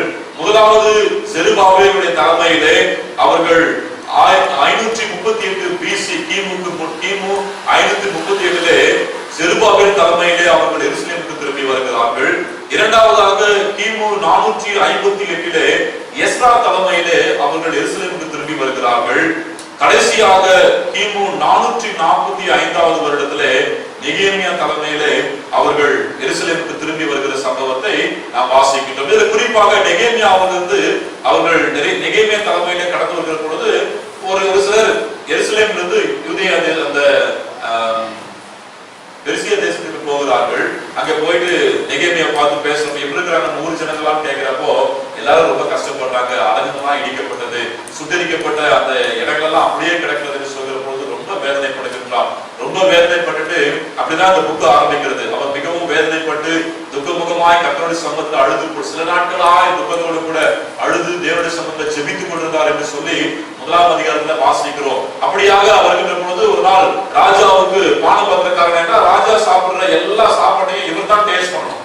குடிக்கிற தண்ணீர் முதற்கொண்டு சாப்பிடுற சாப்பாடு வரைக்கும் முதல்ல இவர் டேஸ்ட் பண்ணி, பானபத்திரக்கார கப்பர் அவங்க டேஸ்ட் பண்ணி தான் ராஜாவுக்கு கொடுப்பாங்க. ஒருவேளை யாராவது ராஜாவுக்கு அதுல விஷம் கலந்து வச்சிருந்தாங்கன்னா, மயக்க மருந்து கலந்து வச்சிருந்தாங்கன்னா, ஏதாவது தீங்கு விளைவிக்கிற காரியத்தை போட்டிருந்தாங்கன்னா இவர் டேஸ்ட் பண்ணி இவர் செத்து போயிடுவாரு. ராஜாவை காப்பாற்றி அதை பற்றி ஒரு பெரிய பொறுப்பு அவருக்கு இருக்கிறது. நம்ம கூட நம்ம வீட்டுல ஏதாவது செய்யறப்போ உப்பு இருக்குதா, காரம் இருக்குதா அப்படின்னு சொல்லி அப்படி கலந்து டேஸ்ட் பண்ணி பார்ப்போம்ல. ஏன்னா சாப்பாடு வைக்கிறப்போ வீட்டுல இருக்கிற வீட்டுக்காரரோ இல்ல பிள்ளைகளோ என்ன சொல்ல செஞ்சு வச்சுக்கிற உப்பு இல்ல சக்கலன்னு சொல்லுவாங்கன்னு ஒரு பயம். ஆனால் அதை விட ஒரு கனமான ஒரு வேலையை இங்கே இந்த நெகேமியா செய்து கொண்டிருக்கிறதை நாம் வாசிக்கிறோம். நாங்க 1ஆம் தேதி ஆராதனை முடிந்த பிற்பாடு அப்படி பேசிக்கிட்டு இருக்கிற பொழுது நெகேமியாவுடைய ஜெபத்தை குறித்து அவர் ராஜா கிட்ட போய் நிக்கிறாரு. ராஜா சொல்றாரு, ஏன் நீ இன்னைக்கு ரொம்ப டல்லா இருக்கிற, என்ன விவாதி, ஏன் இன்னைக்கு ரொம்ப டல்லா இருக்க அடிக்கிறேன் பிள்ளைய பார்த்து கேட்பேன். அந்த மாதிரி என்ன உன் முகம் ரொம்ப வாடி இருக்குது அப்படின்னு சொல்லி கேட்பேன். இல்ல ராஜா நான் நல்லா இருக்கிறேன். இல்ல எப்பவும் போல இல்லாம உன் முகம் ரொம்ப வாடி இருக்குது, என்ன விஷயம் ராஜா கேட்கிறார். அப்பதான் நெகேமியா ராஜா சொல்றாரு, என்னுடைய ஜனங்களும் என்னுடைய பட்டணங்களும் என் பிதாக்களின் கல்லறைகளும் இருக்கின்ற இடம் பாழாய் கிடக்கிற பொழுது நான் எப்படி சந்தோஷமா இருக்க முடியும் என்று சொல்லி ராஜா கிட்ட அவர் தன்னுடைய குமுறலை சொல்லுகிறதுக்கு முன்பதாக ஒரு ஜெபம் பண்றாரு. அதை சொல்றதுக்கு ராஜா கேட்ட கேள்விக்கு பதில் சொல்றதுக்கு முன்பதாக கூட சொல்ற மனதுக்குள்ள ஜெபித்து விட்டு அவர் சொல்லுகின்றார். அப்ப என்ன விஷயம் என்னதான் வேணும் அப்படின்னு ராஜா கேட்கிறாரு. இல்ல, நான் கொஞ்சம் எங்க ஊருக்கு போயிட்டு வரணும், போயிட்டு என் ஊர்ல என்னுடைய ஆட்களை எல்லாம் பார்க்கணும், அந்த சரி இடிக்கப்பட்டிருக்கிற காரியெல்லாம் கட்டணும் அப்படின்னு சொல்லுகிற பொழுது ராஜா சொல்லுகிறார், இப்போ எவ்வளவு நாளாக திரும்ப அப்படின்னு கேட்கிறாரு பாருங்க. அப்போ எந்த அளவுக்கு அந்த ராஜாவுக்கும் நெகேமியாவுக்கும் உள்ள அந்த உறவு எந்த அளவுக்கு இருக்கு பாருங்க. இவன் தொலைச்சா போதுடா அப்படின்னு விடாம, சரி நீ போறன்னு சொல்ற, நீ போயிட்டு வா, ஆனா எப்போ திரும்பி வருவ? அதுதாங்க கர்த்தர் நினைக்கின்ற காரியம், கர்த்தர் நன்மை செய்கின்ற காரியம். நீங்க அதான் அடிக்கடி சொல்லுவாரு. அந்த வேத பகுதியில வாசிச்சோம் அப்படின்னா அந்த நெகேமியா புத்தகத்துல 5ஆம் அதிகாரம் 19ஆம் வசனம், 13ஆம் அதிகாரம் 14ஆம் வசனம், 22ஆம் வசனத்துல எல்லாம் என்னை நினைத்தருளும் ஆண்டவரே, என்னை நினைத்தருளும் ஆண்டவரே, என்னை நினைத்தருளும் ஆண்டவரே என்று சொல்லி அவர் ஜெபிப்பார். சோ அப்படி அவர் ஜெபிக்கிறதுனாலதான் ராஜா சொல்ற, நீ போப்பா, ஆனா திரும்பி வந்துடணும், எவ்வளவு நாள் ஆகும் திரும்பி வர்றதுக்கு அப்படின்னு கேட்கிறார். அதற்கு பிறகு அந்த நாட்களை சொல்லுகிற பொழுது அது மாத்திரம் இல்லாம, ராஜா நான் நம்ம தேசத்துல இருந்து எங்க ஊருக்கு போனோம்னாக்கா நிறைய தேசத்தை நான் கடந்து போனோம், அதனால எனக்கு லெட்டர் வேணும் அப்படின்னு கேட்கிறார். பர்மிஷன் லெட்டர் கொடுக்கிறாரு.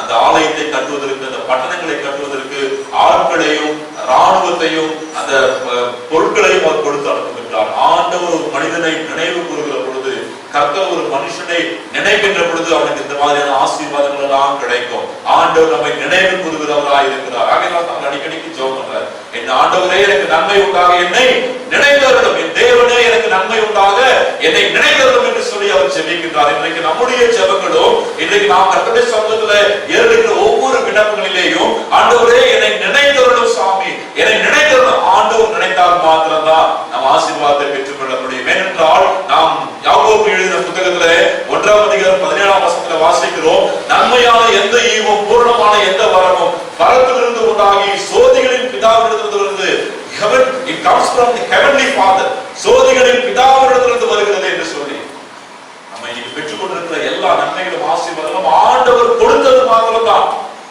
ஆண்டவருடைய அனுமதி இல்லை என்றால், ஆண்டவர் நம்மை நினைவில வைத்துக் கொள்ளவில்லை என்றால் நாம் எந்த ஆசீர்வாதத்தையும் பெற்றுக் கொள்ள முடியாது பிரியமானவர்களே.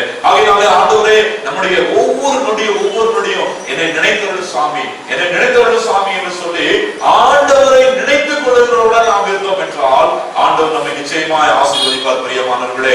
இங்க நாம் வாசிக்கின்றோம் ஆதியாகமத்தின் புத்தகம் 6ஆம் அதிகாரத்திலிருந்து 8ஆம் அதிகாரம் வரைக்கும் ஒரு சம்பவம் சொல்லப்பட்டிருக்கிறது. ஆண்டவர் மனுமக்களை படைத்தார். இப்பொழுது அவருடைய பாவங்கள் அக்கிரமங்கள் பெருகினது. மக்களை அழிக்கும்படிக்கு தேவன் தீர்மானம் பண்ணி மக்களை அழிப்பதற்கு பெரிய ஜல பிரளயம், பெரிய மழை, 40 நாள் இரவு பகல மழை பெய்து எல்லாரும் அதுல மறித்து போறாங்க. ஆனால் வேதவசனம் சொல்லுகிறது, ஆதியாகமம் 8ஆம் அதிகாரம் 6ஆம் அதிகாரத்துடைய முதல் வசனத்தை வாசிக்கிற பொழுது 8ஆம் வசனத்தை வாசிப்போம். நோவாவுக்கு கர்த்தருடைய கண்களில் கிருபை கிடைத்தது என்று சொல்லி நாம் வேதத்துல வாசிக்கிறோம். எல்லாருடைய அக்கிரமங்கள் பெருகினது, நோவாவுக்கு கர்த்தருடைய கண்களில கிருபை கிடைத்தது என்று வாசிக்கிறோம். 8ஆம் அதிகாரம் 1ஆவது வசனத்தில் நாம் வாசிக்கின்றோம், தேவன் நோவாவையும் அவருடனே பேழை இருந்த சகல காட்டு மிருகங்களையும் சகல நாட்டு மிருகங்களையும் நினைத்தருளினார். அல்லேலூயா. God remembered Noah and all the wild animals. அவரோடு கூட இருந்த எல்லா காட்டு விலங்குகளையும் நோவாவையும் கர்த்தர் நினைவு கூர்ந்தார். ஐயோ, இவங்க எல்லாம் கொண்டு போய் ஒரு பெரிய பேழைக்குள்ள அடைச்சிட்டு பூட்டி சாமி நம்ம கொண்டு வந்துட்டுமே, இந்த பிள்ளைங்க என்ன ஆனாங்க ஏதாங்க தெரியல, திடீர்னு ஒரு ஞாபகம் வந்தது. உடனே கர்த்தர் அவரை நினைவு கூர்ந்தார் என்று சொல்லி நாம் வேதத்துல வாசிக்கிறோம். நினைவு கூர்ந்து பேழைக்குள்ளாக அவரை வெளியில கொண்டு வருகிறார். ஒரு பரிசுத்த ஜாதி அங்கிருந்து புறப்பட்டு வருகிறது. அதுக்கு காரணம் என்ன பிரியமானவர்களே? கர்த்தர் நோவாவை நினைப்பதற்கு காரணம் என்ன என்று சொல்லி நாம் வேதத்திலே வாசிப்போமானால் அந்த 6ஆம் அதிகாரம் 9ஆம் வசனம் சொல்கிறது, நோவாவின் வம்ச வரலாறு. நோவா தன் காலத்திலே இருந்தவர்களுக்குள்ளே நீதிமானும் உத்தமனுமாய் இருந்தான். நோவா தேவனோடு சஞ்சரித்துக் கொண்டிருந்தான் என்று சொல்லி நாம் வாசிக்கிறோம். Noah was a righteous man, the only blameless person living on the earth at the time, and he walked in close fellowship with God. 3 விஷயம் பாருங்க. அதாவது நோவா நீதிமானா இருந்தார், ரைச்சியஸ் பர்சனா இருந்தால், அவர் குற்றம் சாட்டப்படாத தன் காலத்துல வாழ்ந்தவர்களுக்குள்ளே உத்தமனா இருந்தார் என்று சொல்லி நாம் வாசிக்கிறோம். only blameless person. அடுத்தபடியாக நோவா தேவனோடு கூட சஞ்சரித்துக் கொண்டிருந்தார். close fellowship with God. 3 காரியமும் நோவாவிடத்தில் இருந்தபடினாலே ஆண்டவர் நோவாவை நினைவு கூர்ந்தார் என்று சொல்லி வாசிக்கிறோம். ஒருவேளை அவ்வளவு உத்தமரா இருந்தாரா நோவா, பாவமே செய்யலையா அப்படின்னு சொல்லி நம்ம நினைக்கலாம். நோவா ஒரு இடங்களில் அவர் தவறி இருக்கின்றார். அதை கூட வேதம் நமக்கு சொல்கிறது. ஆதியாகமத்தின் புத்தகம் 9ஆம் அதிகாரம் 20ஆவது வசனத்துல அவருடைய பாவம் ஒன்று வேதத்துல குறிப்பிடப்பட்டிருக்கிறது. இருந்தாலும் கூட, பாவம் செய்தாலும் கூட, அந்த பாவத்திலிருந்து விடுபட்டு மீண்டுமாய் தேவனோடு இணைந்து கொள்கிறார்.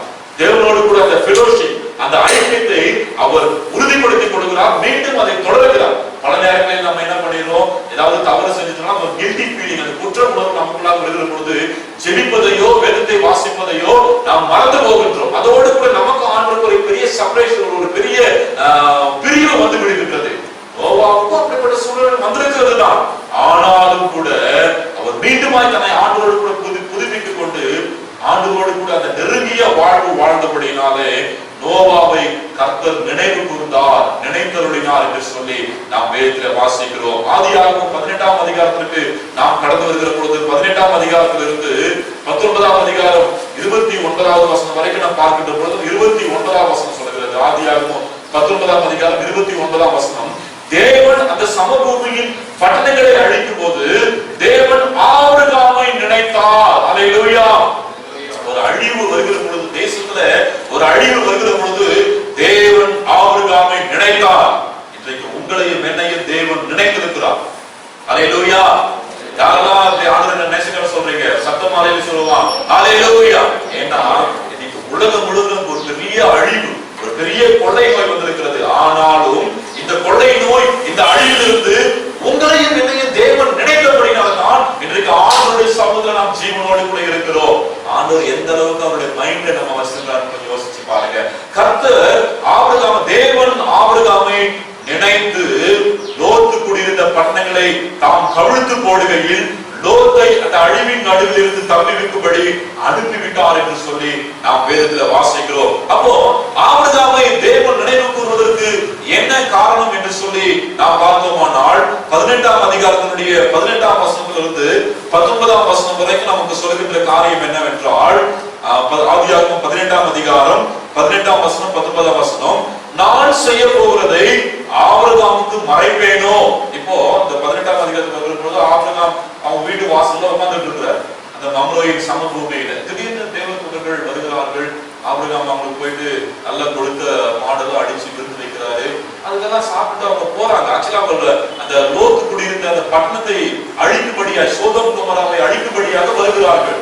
அப்புறம் அவங்க போயிட்டு அவங்க யோசனை வருது, ஐயோ நம்ம பையனாச்சே, இல்ல நம்ம பையனாச்சே, நம்ம பிள்ளையாச்சே, நம்ம செயல் அவருக்கு மறைக்கப்படாது என்று சொல்லி அவர்கள் திரும்பி வருகிறார்கள். அப்ப பாருங்க, அந்த 19ஆம் வசனம் சொல்லுகிறது, கர்த்தர் ஆபிரகாமுக்கு சொன்னதை நிறைவேற்றும்படியாய் அவன் தன் பிள்ளைகளுக்கும் தனக்கு பின்வரும் தன் வீட்டாருக்கும் நீங்கள் நீதியையும் நியாயத்தையும் செய்து கர்த்தருடைய வழியை காத்து நடவுங்கள் என்று கட்டளையிடுவான் என்பதை அறிந்திருக்கிறேன் என்றார். நோவாவை கர்த்தர் நினைவு கூறுவதற்கு காரணம், அவன் உத்தமனாக இருந்தார், நீதிமானாக இருந்தார். அதுக்கப்புறம் ஆண்டவரோடு கூட நெருங்கிய உறவு கொண்டவராய் அவர் இருந்த அப்படின்னாலே கர்த்தர் நோவாவை நினைவு கூர்ந்தார். இங்க பாருங்க, ஆபிரகாமை கர்த்தர் நினைவு கூறுகிறது ஒரு ரொம்ப ரொம்ப ஆச்சரியமான ஒரு விஷயம். இவன் இதை செய்ய போறான், ஃபியூச்சர் இதை வருகாலத்தை இவன் செய்வான் என்று சொல்லி நம்பி அவனை நினைவு கூறுகிறார். என்னத்தை செய்ய போறான் ஆபிரகாம்? ஆண்டவர் ஆபிரகாமை நான் உன்னுடைய சந்ததியை வானத்தின் நட்சத்திரங்களை போல கடற்கரை மணலை போல பெருக பண்ணுவேன்னு சொல்லிட்டாரு. ஆனா இன்னைக்கு வரைக்கும் ஆபிரகாம் போனது கிடையாது அந்த டைம்ல. ஆனாலும் அவனுக்கு அந்த நான் சொன்ன காரியம் நடக்கிற பொழுது அவன் தன் பிள்ளைகளை கர்த்தருக்கேற்ற பயபக்தியில நடத்துவான், கர்த்தருக்கேற்ற நீதி நியாயங்களில நடத்துவான், அதே அவருடைய பிள்ளைகளுக்கும் அவருடைய குடும்பத்தின் மக்களுக்கும் போதிப்பான் என்று சொல்லி கர்த்தர் ஆபிரகாமை நம்பினார். அதனால கர்த்தர் ஆபிரகாமை நினைவு கொண்டு லோத்தை காப்பாற்றினார். அன்பான தேவனுடைய பிள்ளைகளே, இன்றைக்கு நாம் அப்படி இருந்தால் ஆண்டவர் நம்மை நினைத்து நம் மூலமாக நம்முடைய குடும்பத்தையும் நம்முடைய கிராமத்தையும் நம்முடைய பட்டணத்தையும் நம்ம தேசத்தையும் கர்த்தர் காப்பாற்றுவார். ஆண்டவர் நினைவு நடத்துவதற்கு நாம் எந்த அளவுக்கு தகுதியுள்ளவர்களா இருக்கிறோம் என்று சொல்லி யோசித்து பார்க்க ஆண்டவர் நம்மை அழைக்கின்றார். He will direct his sons and their families to keep the ways of the Lord by doing what is right and just.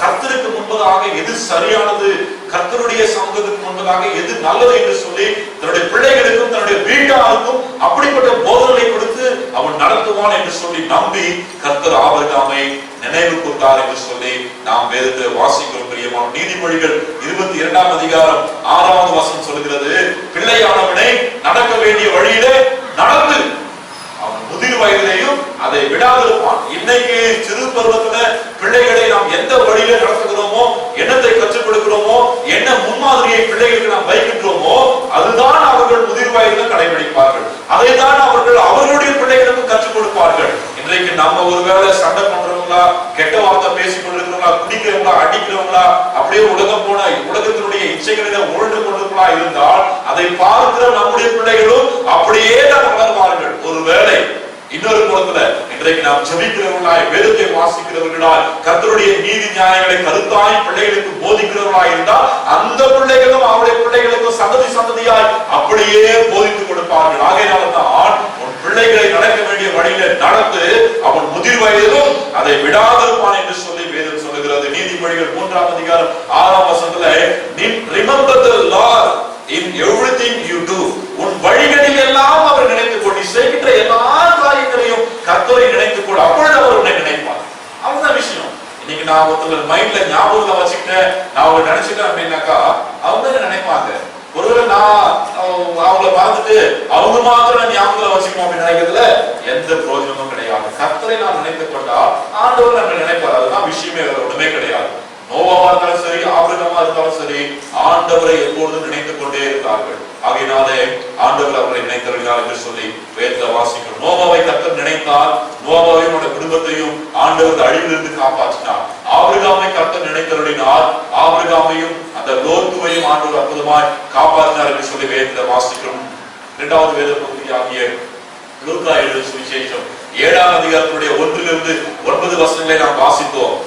நான் அடிக்கடிக்கு நினைச்சுக்குவேன், இந்த வேத பகுதி அதிகமா தியானிக்கலனாலும் அடிக்கடிக்கு என்னுடைய நினைவுக்கு வரக்கூடிய ஒரு வேத பகுதி. இங்க என்னன்னா, ஒரு 100க்கு அதிபதி இருக்கிறார் என்று சொல்லி நாம் அவரை குறித்து, அவருடைய பெயர் இங்கு சொல்லப்படவில்லை, ஆனா அவர் ஒரு 100க்கு அதிபதி, ஒரு செஞ்சுரியன் என்று சொல்லி, ரோமன் ஆபீசர், செஞ்சுரியன், ஒரு ரோம அதிகாரி, ஒரு 100க்கு அதிபதி.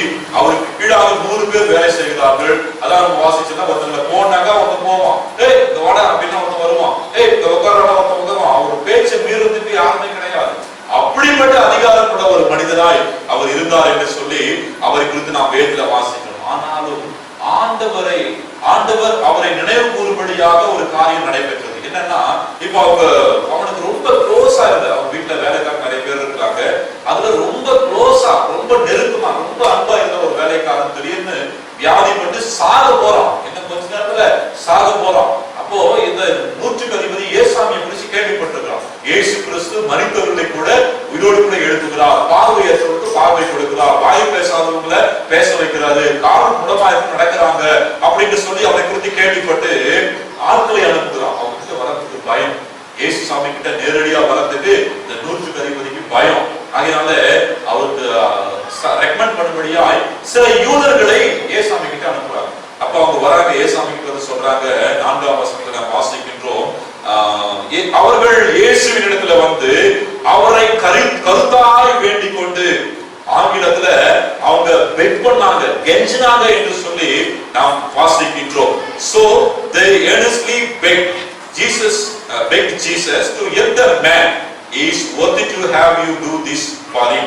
அதாவது அவங்க வந்து கெஞ்சினாங்க, ஆண்டவரே அவனுக்கு நீங்க உதவி செய்யறதுக்கு அவன் பாத்திரனா இருக்கிறான், ஞாபகப்படுத்துறாங்க, பாத்திரனா இருக்கிறான் என்று சொல்லி ஏசாமி கிட்ட வந்து கெஞ்சினாங்க. அதனால அவன் வேலைக்காரன் போய் சுகமாகும். அப்போ அவன் ஆண்டவருடைய சமூகத்துல ஆண்டவருடைய சுகத்தை அவன் பெற்றுக் கொடுக்க என்ன பாத்திரவானா இருந்தான், என்னத்தை அவங்க யூதர்கள் வந்து அந்த ஏசாமி கிட்ட வந்து ஞாபகப்படுத்தினாங்க அப்படின்னு வாசிச்சோம்னா, அதுக்கு அடுத்த வசனமே சொல்கிறது, அவன் நம்முடைய ஜனத்தை நேசிக்கிறான். அல்லேலூயா. பொதுவா ரோமர்கள் யூதர்களை நேசிக்க மாட்டாங்க. இப்போ இங்க இருக்கக்கூடிய ஒரு சூழ்நிலை என்னன்னா, யூதர்கள் எல்லாரும் ரோமர்களுக்கு அடிமைகளாக இருக்கிறார்கள். ரோம அரசாட்சியா நடந்து கொண்டிருக்கிறது.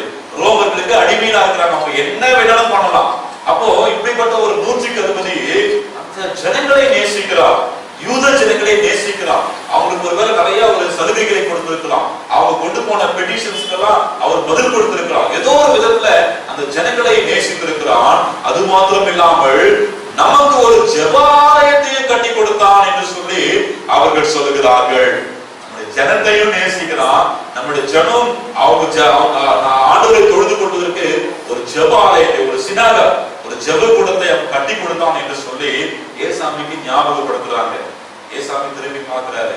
அதுக்கப்புறம் அந்த அவங்க வீட்டுக்கு போறாரு. போறதுக்கு முன்னாடியே அந்த ஆள் திரும்ப ஒரு கமிஷன், வேணா சாமி, நான் ஒருத்தி கிடையாது, நான் அந்த அளவுக்கு பாத்திரமன் கிடையாது, நீங்க என் வீட்டுக்கு போறதுக்கு நீங்க ஒரு வார்த்தை சொல்லுங்க வேலைக்காரர். அதுக்கப்புறம் வேலைக்காரர் சொல்ல அடைகின்றான். பாருங்க, அந்த நூற்றுக்கு அதிபதி ஒரு ரோம அதிகாரியா இருந்தாலும் கூட ஆண்டவருடைய பிள்ளைகளை நேசிக்கிறவனாகவோ ஆண்டவருடைய பிள்ளைகளுக்கு ஒரு ஜெப ஆலயத்தை கட்டி கொடுத்திருந்தபடினாலே இப்ப இவங்க வந்து சொல்றாங்க, நீங்க அவங்க உதவி செய்யலாம் சாமி, நீங்க ஹெல்ப் பண்றதுக்கு அவன் ஒருத்தி தான். ஏன்னா நம்முடைய ஜனத்தை நேசிக்கிறான், நம்முடைய ஜனத்துக்காக ஒரு ஜெபாலயத்தை கட்டி கொடுத்திருக்கின்றான். இன்றைக்கு நம்முடைய ஈசிய திருச்சபைகளிலே நம்முடைய திருச்சபையினுடைய விசுவாசிகள் நிறைய பேர் இன்றைக்கு ஜார்க்கண்ட் மாநிலத்திலே அந்த மக்களுக்காக நிறைய தேவாலயங்களை அவங்க குடும்பத்தின் சார்பாக கட்டி கொடுத்து கொண்டிருக்கிறார்கள். இவற்றையெல்லாம் கர்த்தர் ஞாபகத்தில் வைத்துக் கொண்டிருக்கிறார். நம்முடைய திருச்சபையிலிருந்து கூட திரு ஞானையா அவருடைய நினைவாக அவருடைய குடும்பத்தின் மக்கள் ஒரு ஆலயத்தை கட்டி வைத்திருக்கிறார்கள். இதையெல்லாம் கர்த்தர் கணக்கில வச்சிட்டு இருக்கிறாரு.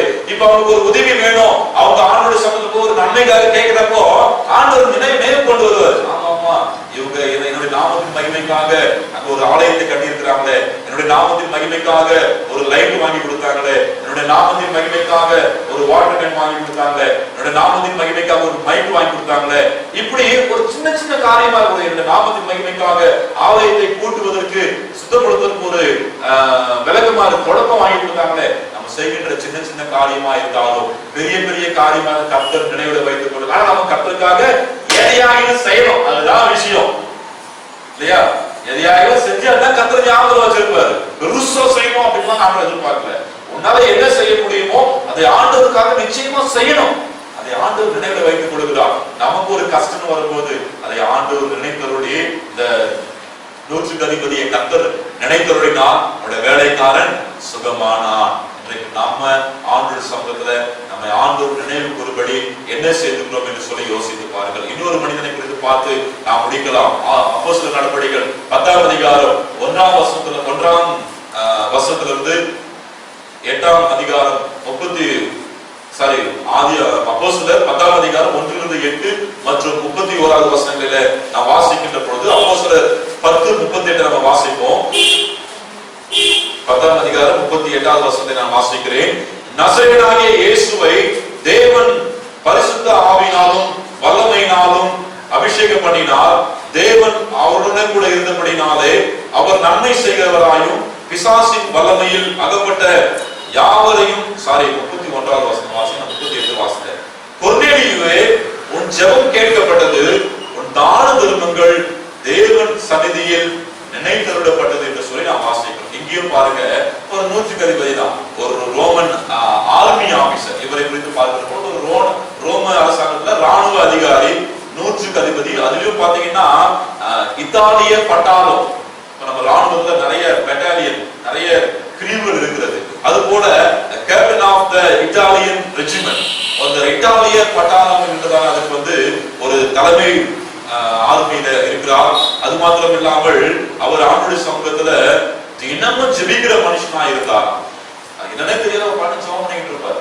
அது அப்படிப்பட்ட ஒரு நூற்றுக்கு அதிபதியை குறித்து, ஒரு ஆர்மி ஆபீசரை குறித்து நம்ம இங்க வாசிக்கிறோம். இங்க பாருங்க, கொர்நேலியுவே ஒரு ஜெபம் கேட்கப்பட்டது, ஒரு தான தர்மங்கள் தேவ சந்நிதியில் நினைத்தருளப்பட்டது.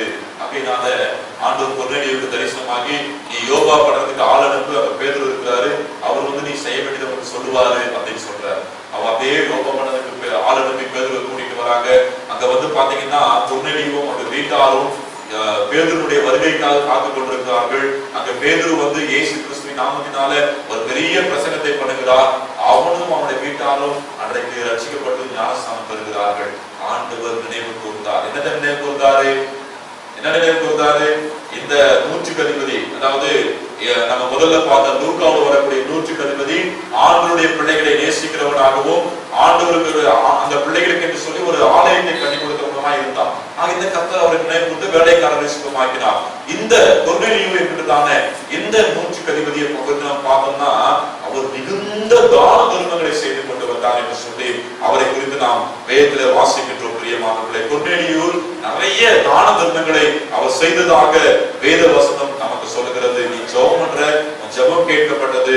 ஏன்னா நீ செய்த தான தர்மங்கள் ஆண்டோட சமூகத்துல நினைவு கூறப்பட்டது என்று சொல்லி நாம் வேதத்துல வாசிக்கின்றோம். என்னன்னா வாசிச்சு பார்த்தோம் அப்படின்னா 10ஆம் அதிகாரத்தினுடைய 1வது வசனத்துல நம்ம வாசிக்கலாம். 2வது வசனத்துல ஏன் ஆண்டவர் கொர்நேலியுவை நினைவு கூர்ந்தார் அப்படின்னு பார்த்தோம்னா, அவன் தேவ பக்தியுள்ளவனும் தன் வீட்டார் அனைவரோடு கூட தேவனுக்கு பயந்தவனுமா இருந்து ஜனங்களுக்கு மிகுந்த தான தர்மங்களை செய்து எப்பொழுதும் தேவனை நோக்கி ஜெபம் பண்ணி கொண்டிருந்தான். ஆகையினால்தான் உன்னுடைய ஜெபம் கேட்கப்பட்டது, உன்னுடைய தான தர்மங்கள் நினைவு கூறப்பட்டது என்று சொல்லி கர்த்தருடைய வார்த்தை சொல்லுகிறது. பாருங்க, அவர் ஒரு நல்ல தெய்வ மனிதனாக தேவனுக்கு, அதாவது என்ன சொல்றாங்க அந்த வசனம், தேவ பக்தியுள்ளவனா இருந்தான், தேவனுக்கு பயப்படுகிறவனா இருந்தான். அது மாத்திரம் இல்லாமல் ஏழைகளுக்கு தான தர்மங்களை செய்கின்றவராக இருந்தார். அது மாத்திரம் இல்லாமல் தினமும் ஜெபிக்கின்ற மனிதனாக இருந்தார் என்று சொல்லி அவரை குறித்து நாம் வேதத்துல வாசிக்கிறோம். ஆகையினாலே கர்த்தருடைய சமூகத்துல நினைவு கூறப்பட்டார். எனக்கு அன்பான கர்த்தருடைய பிள்ளைகளே, நோவா கர்த்தருடைய சமூகத்துல நினைவு கூறப்படுவதற்கு காரணம், அந்த நாட்களிலே அவன் தேவ உத்தமனும் நீதிமானும் தேவனோடு கூட சஞ்சரித்துக் கொண்டிருக்கிறவனுமா இருந்தபடினாலே கர்த்தர் நோவாவை நினைவு கூர்ந்து அவன் குடும்பத்தை காப்பாற்றினார். ஆபிரகாம் அந்த நாட்களிலே ஆண்டவர் மீது ஒரு பெரிய நம்பிக்கை வச்சிருக்காரு.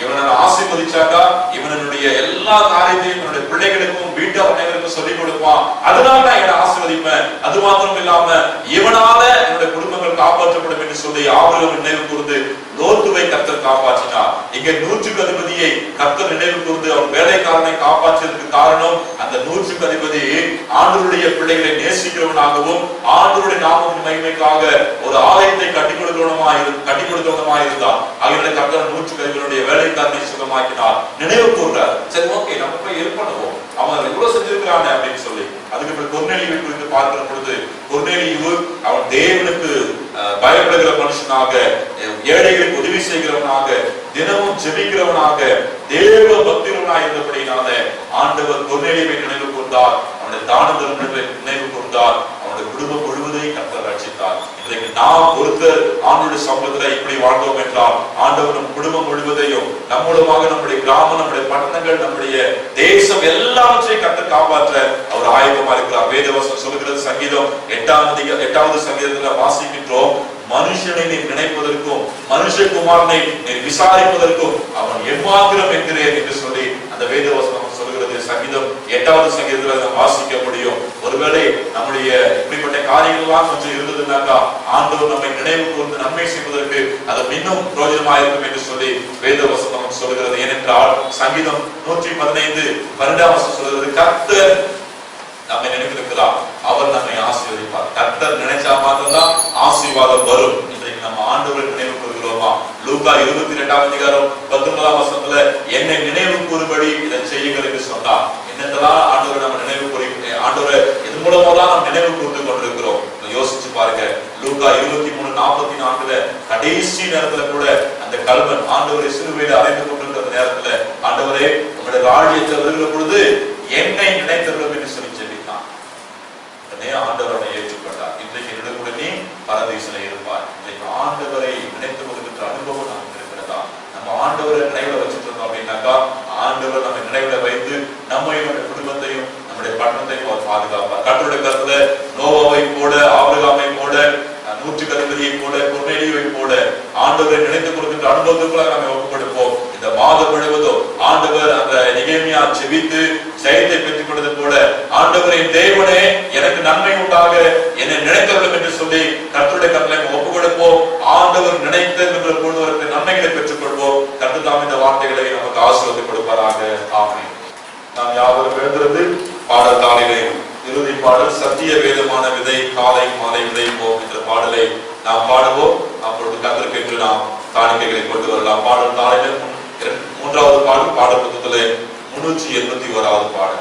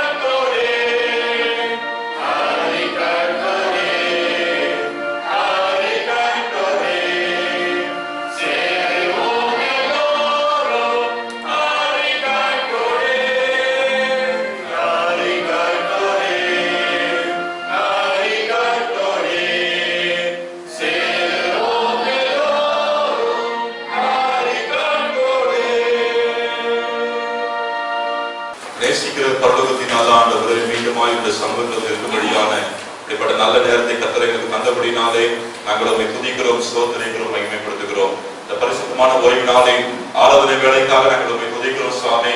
நம்முடைய ஆராதனை வந்து நாங்கள் பங்கு பெறும்படியாக எங்களுக்கு ஜீவனை கொடுத்ததும் அல்லாமல் தயவும் பாராட்டினீரே, உம்மை துதிக்கிறோம் அப்பா. நாளில் பங்கு கொண்டிருக்கிற சிறு பிள்ளைகள், வாலிப பிள்ளைகள், பெரியவர்கள் ஒவ்வொருத்தருக்காகவும் ஆண்டவரே நியாயமான காரணங்களால் தடைகளால் வர முடியாதபடி வீட்டிலிருந்து ஜெபித்துக் கொண்டிருக்கிற எங்களோடு கூட இணைந்து இந்த காணொளி காட்சி மூலமாக ஆராதிக்கிற பிள்ளைகள் ஒவ்வொருத்தருக்கும் இந்த நாளுக்குரிய ஆசீர்வாதத்தினாலே, இந்த பாதத்துக்குரிய ஆசீர்வாதத்தினாலே கர்த்தர் ஆசீர்வதிக்க நீர் உடைய பிள்ளைகளுக்கு நன்மை உண்டாக நினைத்தருளும்படியாக நாங்கள் ஜெபிக்கிறோம் ஆண்டவரே. தகப்பனே, நீர் நோவாவை நினைத்தருளினீர், ஆண்டவரே அதை போல ஆபிரகாமை நினைத்தருளினீர், அந்த 110 நினைத்து கொர்நேலியுவை நினைத்த சாமி, நீர் எங்கள் ஒவ்வொருத்தரையும் நினைத்து ஆசீர்வதிக்கிறீர். ஆனால் எப்பொழுதும் நாங்கள் உண்மை நினைத்துக் கொண்டிருக்கிறோம், எங்களை மாற்ற ஒப்புக் கொடுக்கிறோம் சாமி. நாங்கள் உண்மை நினைத்தால் நீரும் எங்களை நினைக்கிறீர் சாமி. அப்படிப்பட்ட உங்களுடைய ஆசீர்வாதமான நினைவுனாலே இந்த மாதம் முழுவதும் பிள்ளைகள் ஆசீர்வதிக்கப்பட நாங்கள் ஜெபிக்கிறோம் ஐயா. தகப்பனே, நாங்கள் அந்த சத்தியத்துல அதை கைக்கொண்டு போதிக்கின்றவர்களாகவும் அதிலே நிறைந்திருக்கிறவர்களாகவும் எங்களை மாற்றும்படி ஒப்புக் கொடுக்கிறோம். நம்முடைய பந்தியில பங்கு பெற கிருபை செய்தீரே, ஸ்தோத்திரம். தொடர்ந்து நாங்கள் பரிசுத்தமாய் வாழ அந்த நினைப்பு எப்பொழுதும் எங்களுக்கு இருக்க எங்களை ஒப்புக் கொடுக்கிறோம் சாமி. அடுத்த படைக்கப்பட்ட காணிக்கைகளுக்காக துதிக்கிறோம் ஐயா.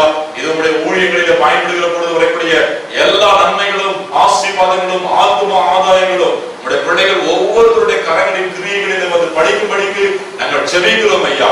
இந்த வாரம் முழுவதும், இந்த மாதம் முழுவதும் எங்களோடு கூட வாரு சாமி. எங்களை நினைக்கிறீர், ஆசீர்வதிக்கிறீர், இதற்காக ஸ்தோத்திரம். அந்த நினைப்பு எங்களுக்கு எப்பொழுதும் இருக்கட்டும் ஐயா. எங்களை தாழ்த்துகிறோம், அர்ப்பணிக்கிறோம். தொடர்ந்து நீரை நடத்துவீராக. இயேசு சாமி மூலமாய் எங்களை ஒப்புக் கொடுத்து ஜெபிக்கிறோம் எங்கள் ஜீவனுள்ள நல்ல பிதாவே, ஆமென். கர்த்தருடைய ஆசீர்வாதத்தை பெற்றுக்கொள்வோம். தேவனையும் அவருடைய குமாரனாகிய நம்முடைய நாதர் இயேசு கிறிஸ்துவை பற்றிய அறிவிலும் அன்பிலும் நாம் நிலைத்திருக்கும்படி எல்லா புத்திக்கும் மேலான தேவ சமாதானம் நம் இருதயத்தையும் சிந்தையையும் காக்க கடவுது. பிதா, குமாரன், பரிசுத்த ஆவியானவராகிய சர்வ வல்லமையுள்ள தேவனுடைய ஆசீர்வாதம் நமக்குள்ளே இருந்து எப்பொழுது நம்மோடு நிலைத்திருக்க கடவுது.